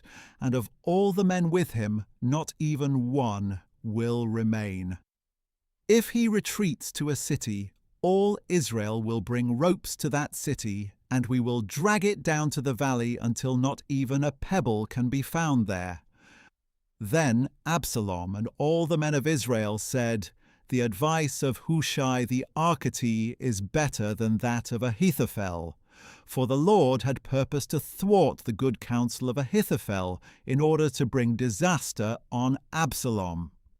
So Hushai told Zadok and Abiathar, the priests, "This is what Ahithophel has advised Absalom and the elders of Israel, and this is what I have advised. Now send quickly and tell David, 'Do not spend the night at the fords of the wilderness, but be sure to cross over.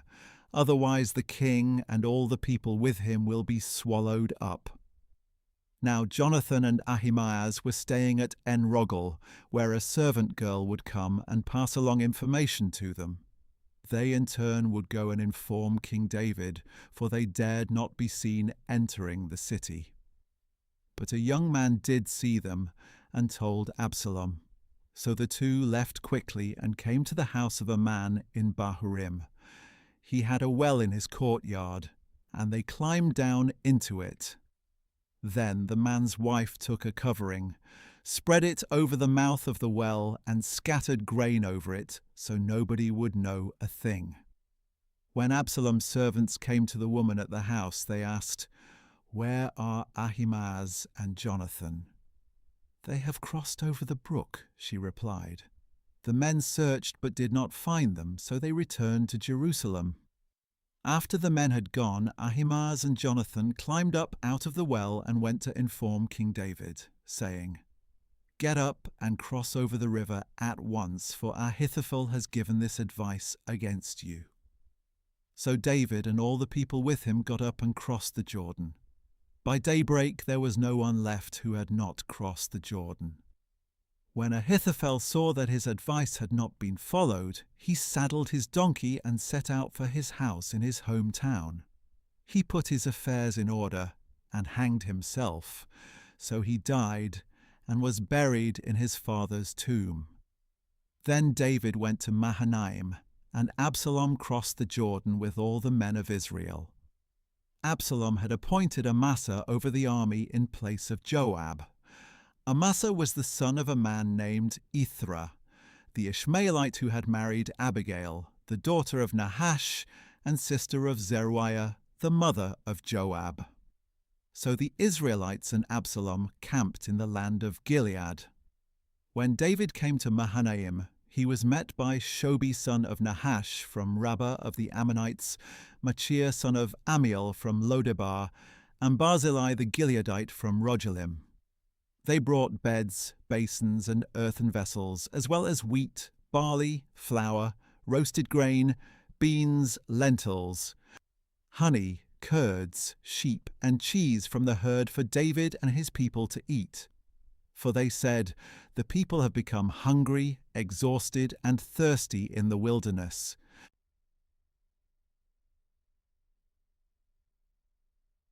Then David reviewed his troops and appointed over them commanders of thousands and of hundreds. He sent out the troops, a third under Joab, a third under Joab's brother Abishai son of Zeruiah, and a third under Ittai the Gittite. And the king said to the troops, "I will surely march out with you as well." But the people pleaded, "You must not go out, for if we have to flee, they will not care about us. Even if half of us die, they will not care. But you are worth 10,000 of us. It is better now if you support us from the city." "I will do whatever seems best to you," the king replied. So he stood beside the gate while all the troops marched out by hundreds and by thousands. Now the king had commanded Joab, Abishai, and Ittai, "Treat the young man Absalom gently for my sake." And all the people heard the king's orders to each of the commanders regarding Absalom. So David's army marched into the field to engage Israel, and the battle took place in the forest of Ephraim. There the people of Israel were defeated by David's servants, and the slaughter was great that day, 20,000 men. The battle spread over the whole countryside, and that day the forest devoured more people than the sword. Now Absalom was riding on his mule when he met the servants of David, and as the mule went under the thick branches of a large oak, Absalom's head was caught fast in the tree. The mule under him kept going so that he was suspended in mid-air. When one of the men saw this, he told Joab, "I just saw Absalom hanging in an oak tree." "You just saw him," Joab exclaimed. "Why did you not strike him to the ground right there? I would have given you 10 shekels of silver and a warrior's belt." The man replied, "Even if 1,000 shekels of silver were weighed out into my hands, I would not raise my hand against the son of the king. For we heard the king command you and Abishai and Ittai, 'Protect the young man Absalom for my sake.' If I had jeopardized my own life and nothing is hidden from the king, you would have abandoned me." But Joab declared, "I am not going to wait like this with you." And he took 3 spears in his hand and thrust them through the heart of Absalom while he was still alive in the oak tree. And 10 young men who carried Joab's armor surrounded Absalom, struck him, and killed him. Then Joab blew the ram's horn, and the troops broke off their pursuit of Israel because Joab had restrained them. They took Absalom, cast him into a large pit in the forest, and piled a huge mound of stones over him. Meanwhile, all the Israelites fled, each to his home. During his lifetime, Absalom had set up for himself a pillar in the king's valley, for he had said, "I have no son to preserve the memory of my name." So he gave the pillar his name, and to this day it is called Absalom's monument. Then Ahimaaz, son of Zadok, said, "Please let me run and tell the king the good news that the Lord has avenged him of his enemies." But Joab replied, "You are not the man to take good news today. You may do it another day, but you must not do so today, because the king's son is dead." So Joab said to a Cushite, "Go, tell the king what you have seen." The Cushite bowed to Joab and took off running.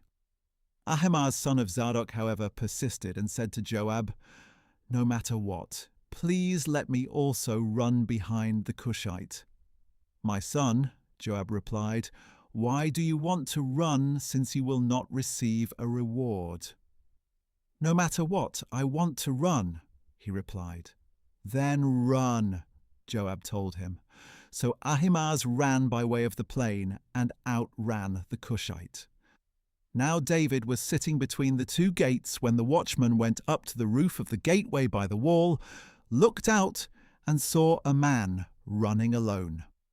So he called out and told the king.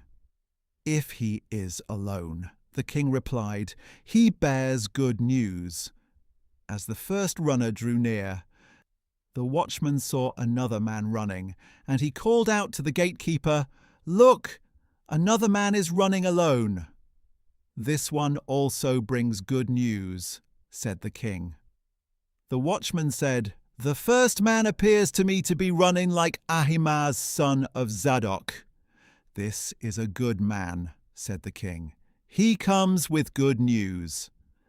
Then Ahimaaz called out to the king, "All is well," and he bowed face down before the king. He continued, "Blessed be the Lord your God. He has delivered up the men who raised their hands against my lord the king." The king asked, "Is the young man Absalom all right?" And Ahimaaz replied, "When Joab sent the king's servant and your servant, I saw a great tumult, but I do not know what it was." "Move aside," said the king, "and stand here." So he stepped aside. Just then the Cushite came and said, "May my lord the king hear the good news. Today the Lord has avenged you of all who rose up against you." The king asked the Cushite, "Is the young man Absalom all right?" And the Cushite replied, "May the enemies of my lord the king and all who rise up against you to harm you be like that young man." The king was shaken and went up to the chamber over the gate and wept. And as he walked, he cried out, "O my son Absalom, my son Absalom, if only I had died instead of you, O Absalom, my son, my son."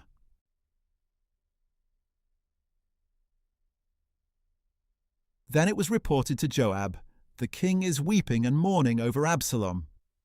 And that day's victory was turned into mourning for all the people, because on that day they were told, "The king is grieving over his son." So they returned to the city quietly that day, as people steal away in humiliation after fleeing a battle. But the king covered his face and cried out at the top of his voice, "O my son Absalom! O Absalom! My son! My son!" Then Joab went into the house and said to the king, "Today you have disgraced all your servants who have saved your life and the lives of your sons and daughters, of your wives and of your concubines. You love those who hate you and hate those who love you. For you have made it clear today that the commanders and soldiers mean nothing to you. I know today that if Absalom were alive and all of us were dead, it would have pleased you. Now therefore get up, go out and speak comfort to your servants. For I swear by the Lord that if you do not go out, not a man will remain with you tonight. This will be worse for you than all the adversity that has befallen you from your youth until now." So the king got up and sat in the gate, and all the people were told, "Behold, the king is sitting in the gate." So they all came before the king. Meanwhile the Israelites had fled, each man to his home. And all the people throughout the tribes of Israel were arguing, "The king rescued us from the hand of our enemies and delivered us from the hand of the Philistines, but now he has fled the land because of Absalom. But Absalom, the man we anointed over us, has died in battle. So why do you say nothing about restoring the king?" Then King David sent this message to Zadok and Abiathar, the priests. "Say to the elders of Judah, why should you be the last to restore the king to his palace, since the talk of all Israel has reached the king at his quarters? You are my brothers, my own flesh and blood, so why should you be the last to restore the king? And say to Amasa, aren't you my flesh and blood? May God punish me, and ever so severely, if from now on you are not the commander of my army in place of Joab." So he swayed the hearts of all the men of Judah as though they were one man, and they sent word to the king, "Return, you and all your servants." So the king returned, and when he arrived at the Jordan, the men of Judah came to Gilgal to meet him and escort him across the Jordan. Then Shimei son of Gera, a Benjamite from Bahurim, hurried down with the men of Judah to meet King David, along with 1,000 men of Benjamin, as well as Ziba, the steward of the house of Saul, and his 15 sons and 20 servants. They rushed down to the Jordan before the king, and crossed at the ford to carry over the king's household and to do what was good in his sight. When Shimei son of Gera crossed the Jordan, he fell down before the king and said, "My lord, do not hold me guilty, and do not remember your servant's wrongdoing on the day my lord the king left Jerusalem. May the king not take it to heart. For your servant knows that I have sinned, so here I am today as the first of all the house of Joseph to come down to meet my lord the king." But Abishai son of Zeruiah said, "Shouldn't Shimei be put to death for this, because he cursed the Lord's anointed?" And David replied, "Sons of Zeruiah, what have I to do with you that you should be my adversaries today? Should any man be put to death in Israel today, am I not indeed aware that today I am king over Israel?" So the king said to Shimei, "You shall not die." And the king swore an oath to him. Then Mephibosheth, Saul's grandson, went down to meet the king. He had not cared for his feet, or trimmed his mustache, or washed his clothes from the day the king had left until the day he returned safely. And he came from Jerusalem to meet the king, who asked him, "Mephibosheth, why did you not go with me?" "My lord the king," he replied, "because I am lame, I said, I will have my donkey saddled so that I may ride on it and go with the king. But my servant Ziba deceived me, and he has slandered your servant to my lord the king. Yet my lord the king is like the angel of God, so do what is good in your eyes. For all the house of my grandfather deserves death from my lord the king, yet you have set your servant among those who eat at your table. What further right then do I have to keep appealing to the king?" The king replied, "Why say any more? I hereby declare that you and Ziba are to divide the land." And Mephibosheth said to the king, "Instead, since my lord the king has safely come to his own house, let Ziba take it all." Now Barzillai the Gileadite had come down from Rogelim to cross the Jordan with the king, and sent him on his way from there. Barzillai was quite old, 80 years of age, and since he was a very wealthy man, he had provided for the king while he stayed in Mahanaim. The king said to Barzillai, "Cross over with me, and I will provide for you at my side in Jerusalem." But Barzillai replied, "How many years of my life remain that I should go up to Jerusalem with the king? I am now 80 years old. Can I discern what is good and what is not? Can your servant taste what he eats or drinks?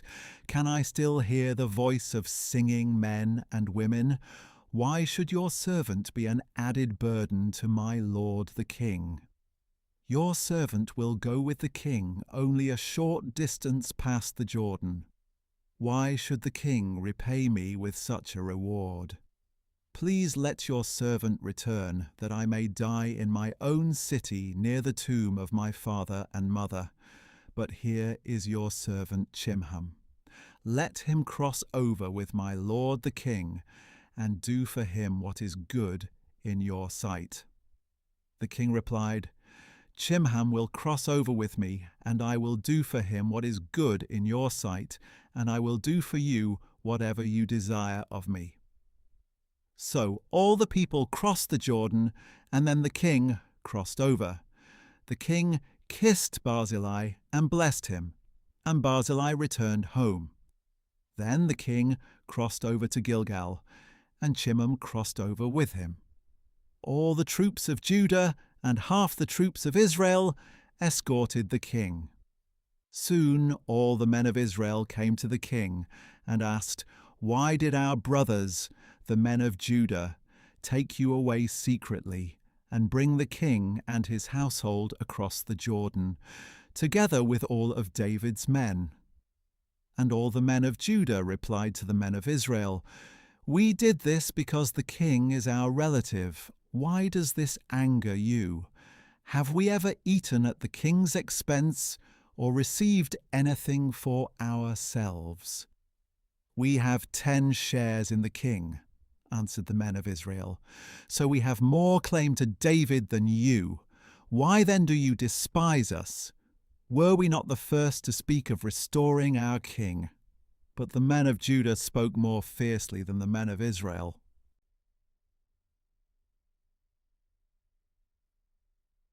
Now a worthless man named Sheba, son of Bichri, a Benjamite, happened to be there, and he blew the ram's horn and shouted, "We have no share in David, no inheritance in Jesse's son. Every man to his tent, O Israel!" So all the men of Israel deserted David to follow Sheba, son of Bichri. But the men of Judah stayed by their king all the way from the Jordan to Jerusalem. When David returned to his palace in Jerusalem, he took the 10 concubines he had left to take care of the palace, and he placed them in a house under guard. He provided for them, but he no longer slept with them. They were confined until the day of their death, living as widows. Then the king said to Amasa, "Summon the men of Judah to come to me within 3 days, and be here yourself." So Amasa went to summon Judah, but he took longer than the time allotted him. And David said to Abishai, "Now Sheba, the son of Bichri, will do us more harm than Absalom. Take your lord's servants and pursue him, or he will find fortified cities and elude us." So Joab's men, along with the Cherethites, the Pelethites, and all the mighty men, marched out of Jerusalem in pursuit of Sheba, son of Bichri. And while they were at the great stone in Gibeon, Amasa joined them. Now Joab was dressed in military attire with a dagger strapped to his belt, and as he stepped forward, he slipped the dagger from its sheath. "Are you well, my brother?" Joab asked Amasa, and with his right hand Joab grabbed Amasa by the beard to kiss him. Amasa was not on guard against the dagger in Joab's hand, and Joab stabbed him in the stomach and spilled out his intestines on the ground. And Joab did not need to strike him again, for Amasa was dead. Then Joab and his brother Abishai pursued Sheba, son of Bichri.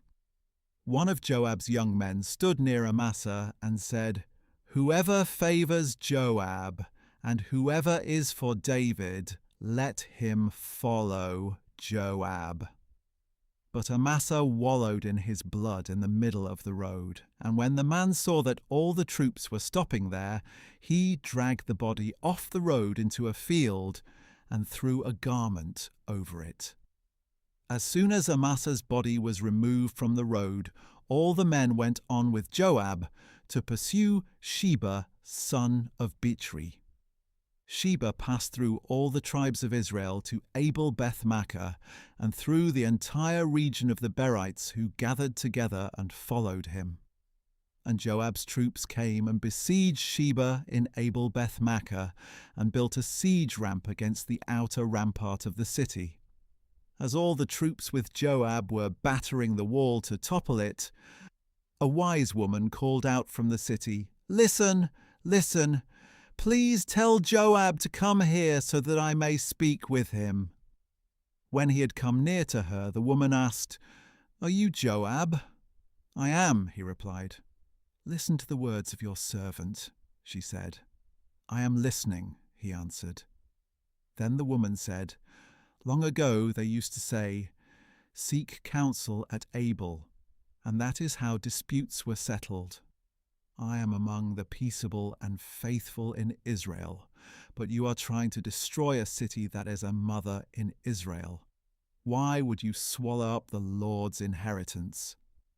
"Far be it," Joab declared, "far be it from me to swallow up or destroy. That is not the case. But a man named Sheba, son of Bichri, from the hill country of Ephraim, has lifted up his hand against the king, against David. Deliver him alone, and I will depart from the city." "Look," the woman replied, "his head will be thrown to you over the wall." Then the woman went to all the people with her wise counsel, and they cut off the head of Sheba, son of Bichri, and threw it to Joab. So he blew the ram's horn, and his men dispersed from the city, each to his own home, and Joab returned to the king in Jerusalem. Now Joab was over the whole army of Israel. Benaiah, son of Jehoiada, was over the Cherethites and Pelethites. Adoram was in charge of the forced labor. Jehoshaphat, son of Ahilud, was the recorder. Sheva was the scribe. Zadok and Abiathar were priests. And Ira, the Jairite, was David's priest.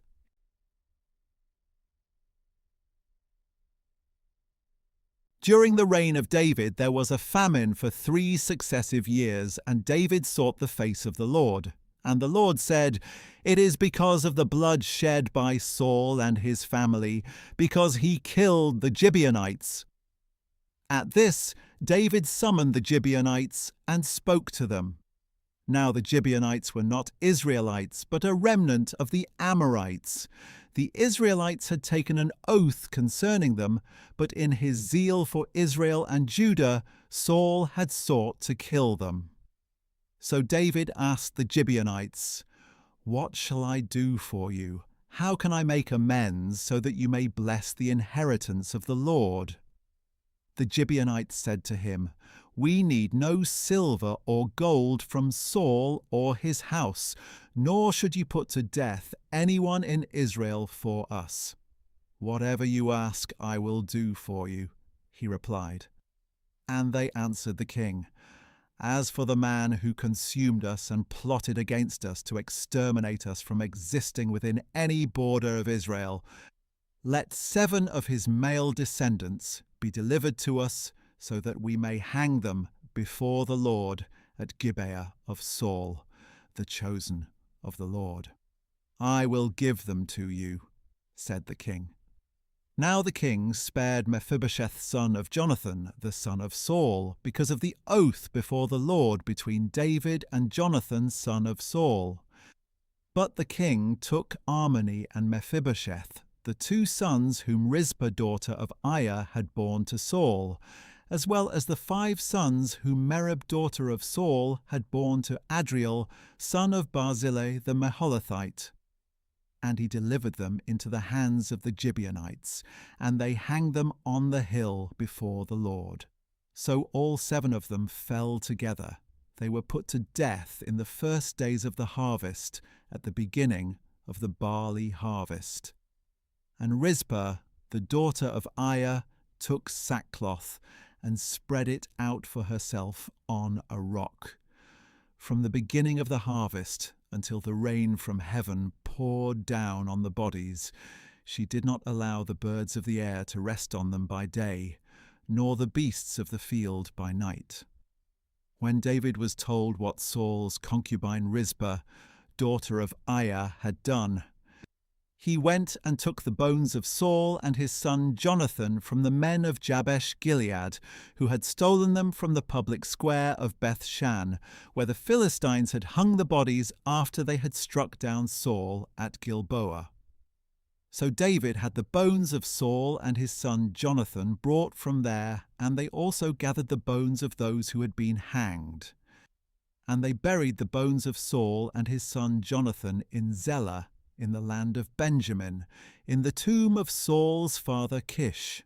After they had done everything the king had commanded, God answered their prayers for the land. Once again the Philistines waged war against Israel, and David and his servants went down and fought against the Philistines. But David became exhausted. Then Ishbi-benob, a descendant of Rapha, whose bronze spear weighed 300 shekels and who was bearing a new sword, resolved to kill David. But Abishai, son of Zeruiah, came to his aid, struck the Philistine, and killed him. Then David's men swore to him, "You must never again go out with us to battle, so that the lamp of Israel may not be extinguished." Some time later at Gob there was another battle with the Philistines. At that time Sibbecai the Hushathite killed Saph, a descendant of Rapha. Once again there was a battle with the Philistines at Gob, and Elhanan son of Jair the Bethlehemite killed the brother of Goliath the Gittite, the shaft of whose spear was like a weaver's beam. And there was also a battle at Gath, where there was a man of great stature with 6 fingers on each hand and 6 toes on each foot, 24 in all. He too was descended from Rapha. And when he taunted Israel, Jonathan the son of David's brother Shimei killed him. So these 4 descendants of Rapha in Gath fell at the hands of David and his servants.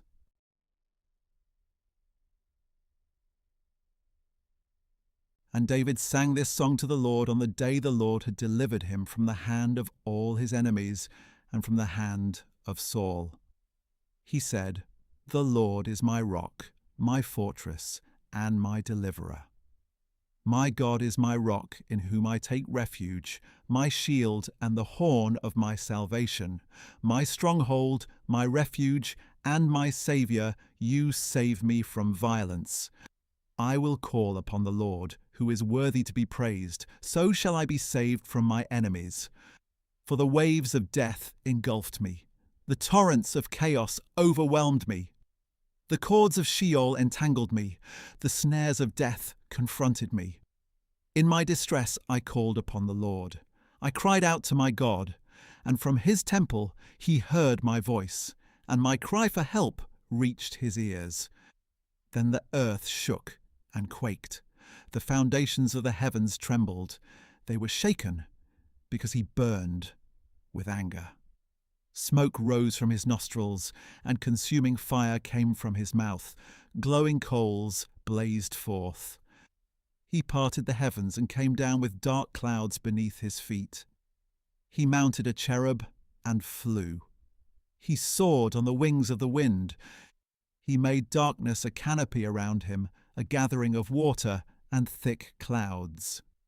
From the brightness of his presence, coals of fire blazed forth. The Lord thundered from heaven. The voice of the Most High resounded. He shot his arrows and scattered the foes. He hurled lightning and routed them.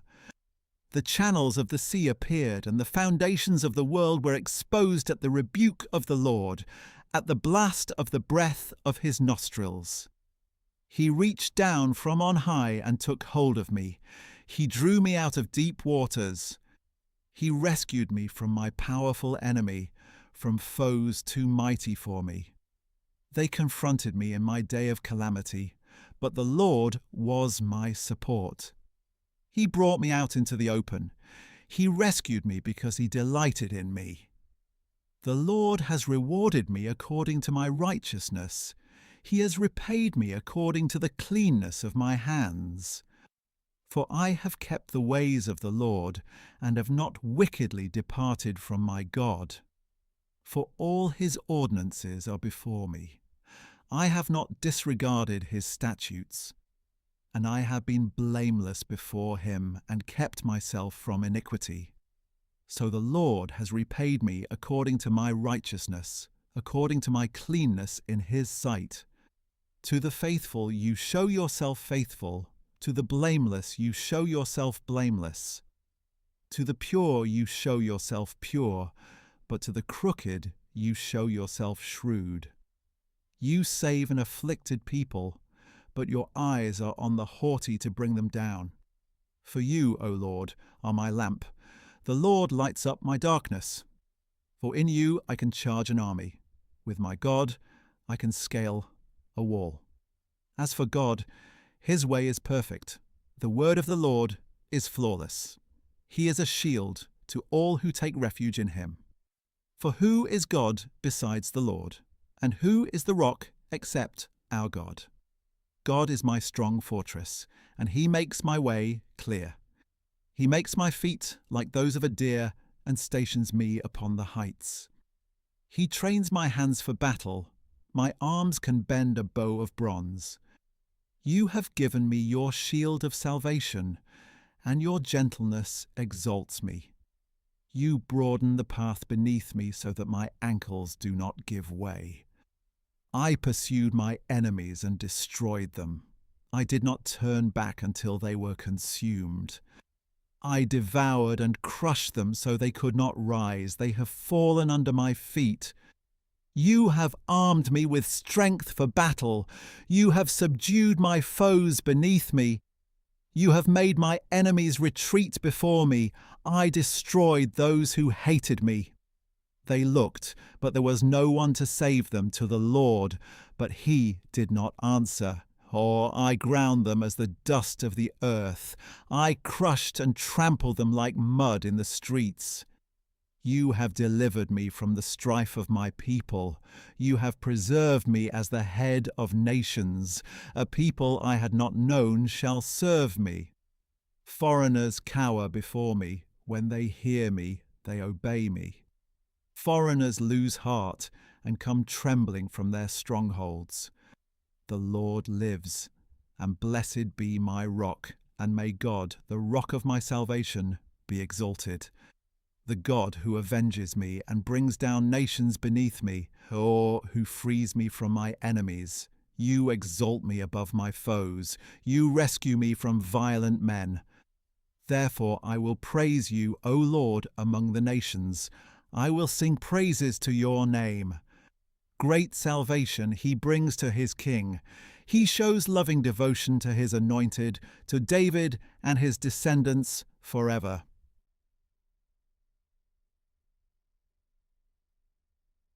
These are the last words of David, the oracle of David, son of Jesse, the oracle of the man raised on high, the one anointed by the God of Jacob, and the sweet psalmist of Israel.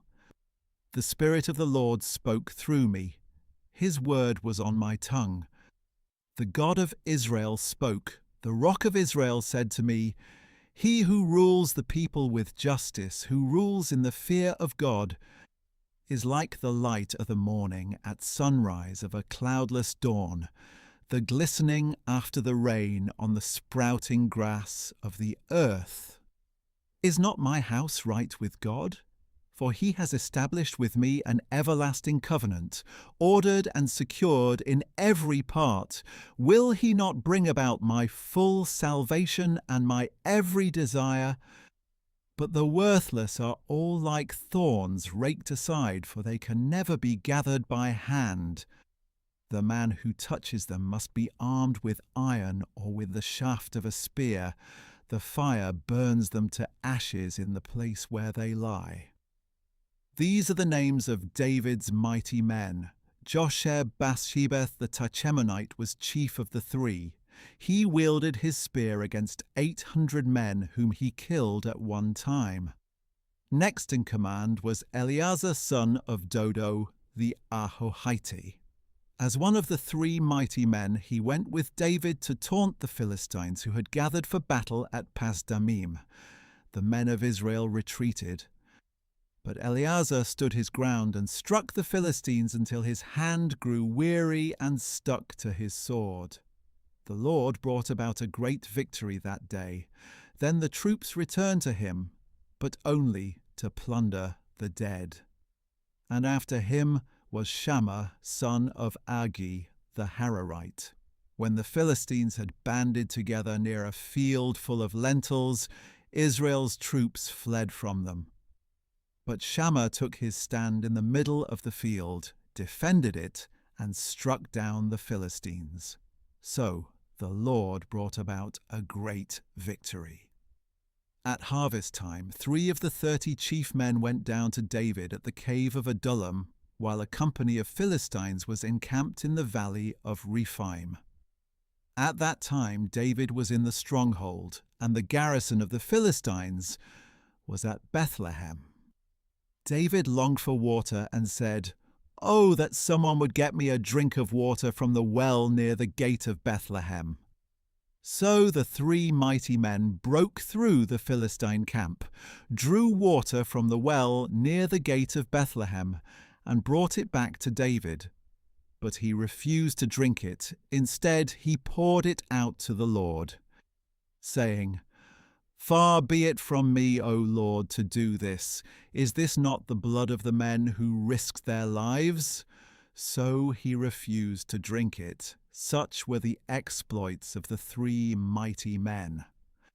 Now Abishai, the brother of Joab and son of Zeruiah, was chief of the 3, and he wielded his spear against 300 men, killed them, and won a name along with the 3.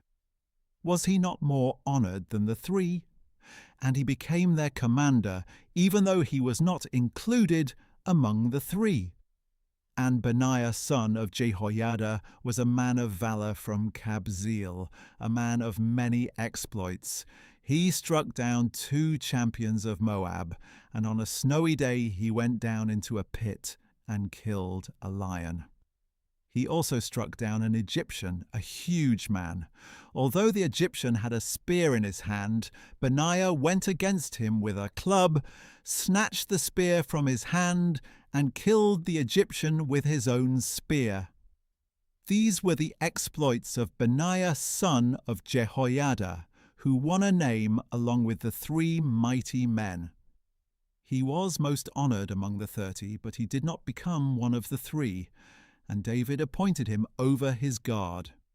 Now these were members of the 30: Asahel, the brother of Joab, Elhanan, son of Dodo of Bethlehem, Shammah the Haradite, Elika the Haradite, Helez the Paltite, Ira son of Ikesh the Tekoite, Abiezer the Anathothite, Mebunai the Hushathite, Zalman the Ahohite, Maharai the Netophathite, Heled son of Banath the Netophathite, Ittai son of Ribai from Gibeah of the Benjamites, Benaiah the Pirathonite, Hiddai from the brooks of Gash, Abialbon the Arbathite, Asmaveth the Barhumite, Eliabah the Shalbonite, the sons of Jashen, Jonathan, son of Shammah the Hararite, Ahiam son of Sharah the Hararite, Eliphalet son of Ahasbai the Maacathite, Eliam son of Ahithophel the Gilonite, Hezro the Carmelite, Parai the Arbite,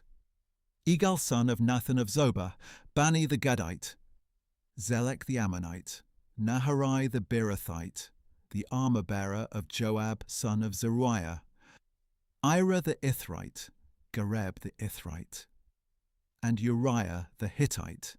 There were 37 in all.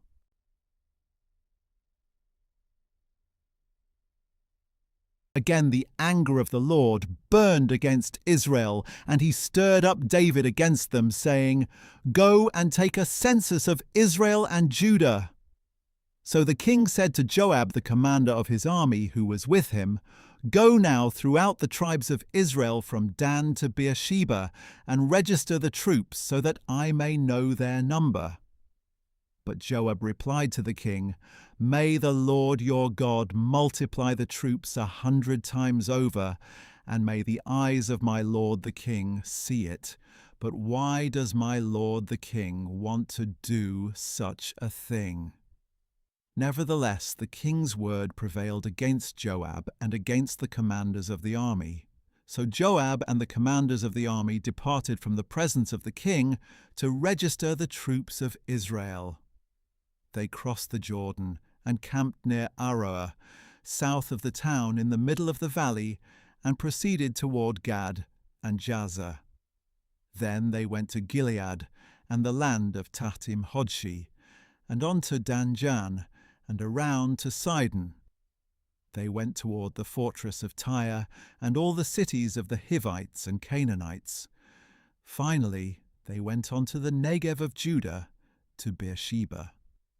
At the end of 9 months and 20 days, having gone through the whole land, they returned to Jerusalem.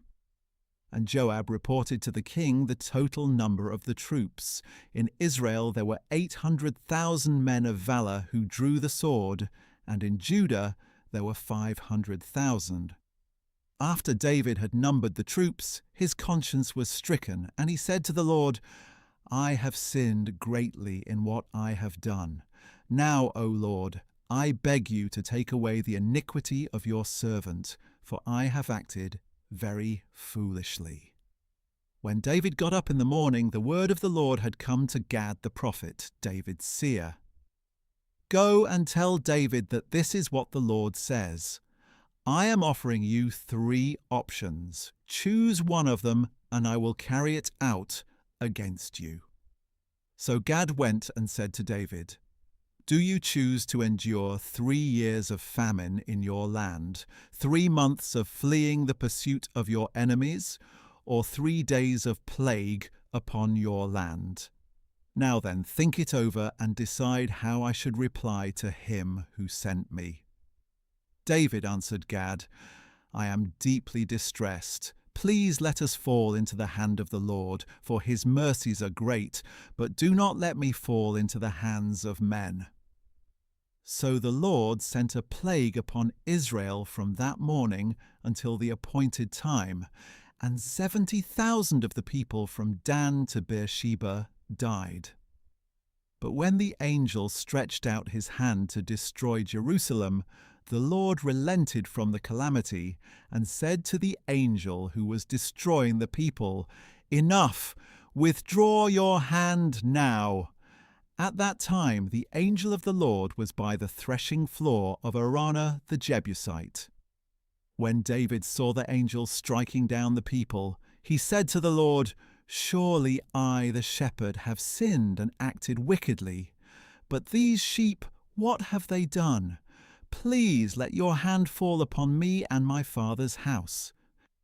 And that day Gad came to David and said to him, "Go up and build an altar to the Lord on the threshing floor of Araunah the Jebusite." So David went up at the word of Gad, just as the Lord had commanded. When Araunah looked out and saw the king and his servants coming toward him, he went out and bowed face down before the king. "Why has my lord the king come to his servant?" Araunah said. "To buy your threshing floor," David replied, "that I may build an altar to the Lord, so that the plague upon the people may be halted."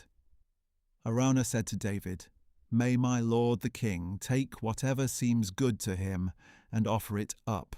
Here are the oxen for a burnt offering, and the threshing sledges and ox yokes for the wood. O king, Araunah gives all these to the king.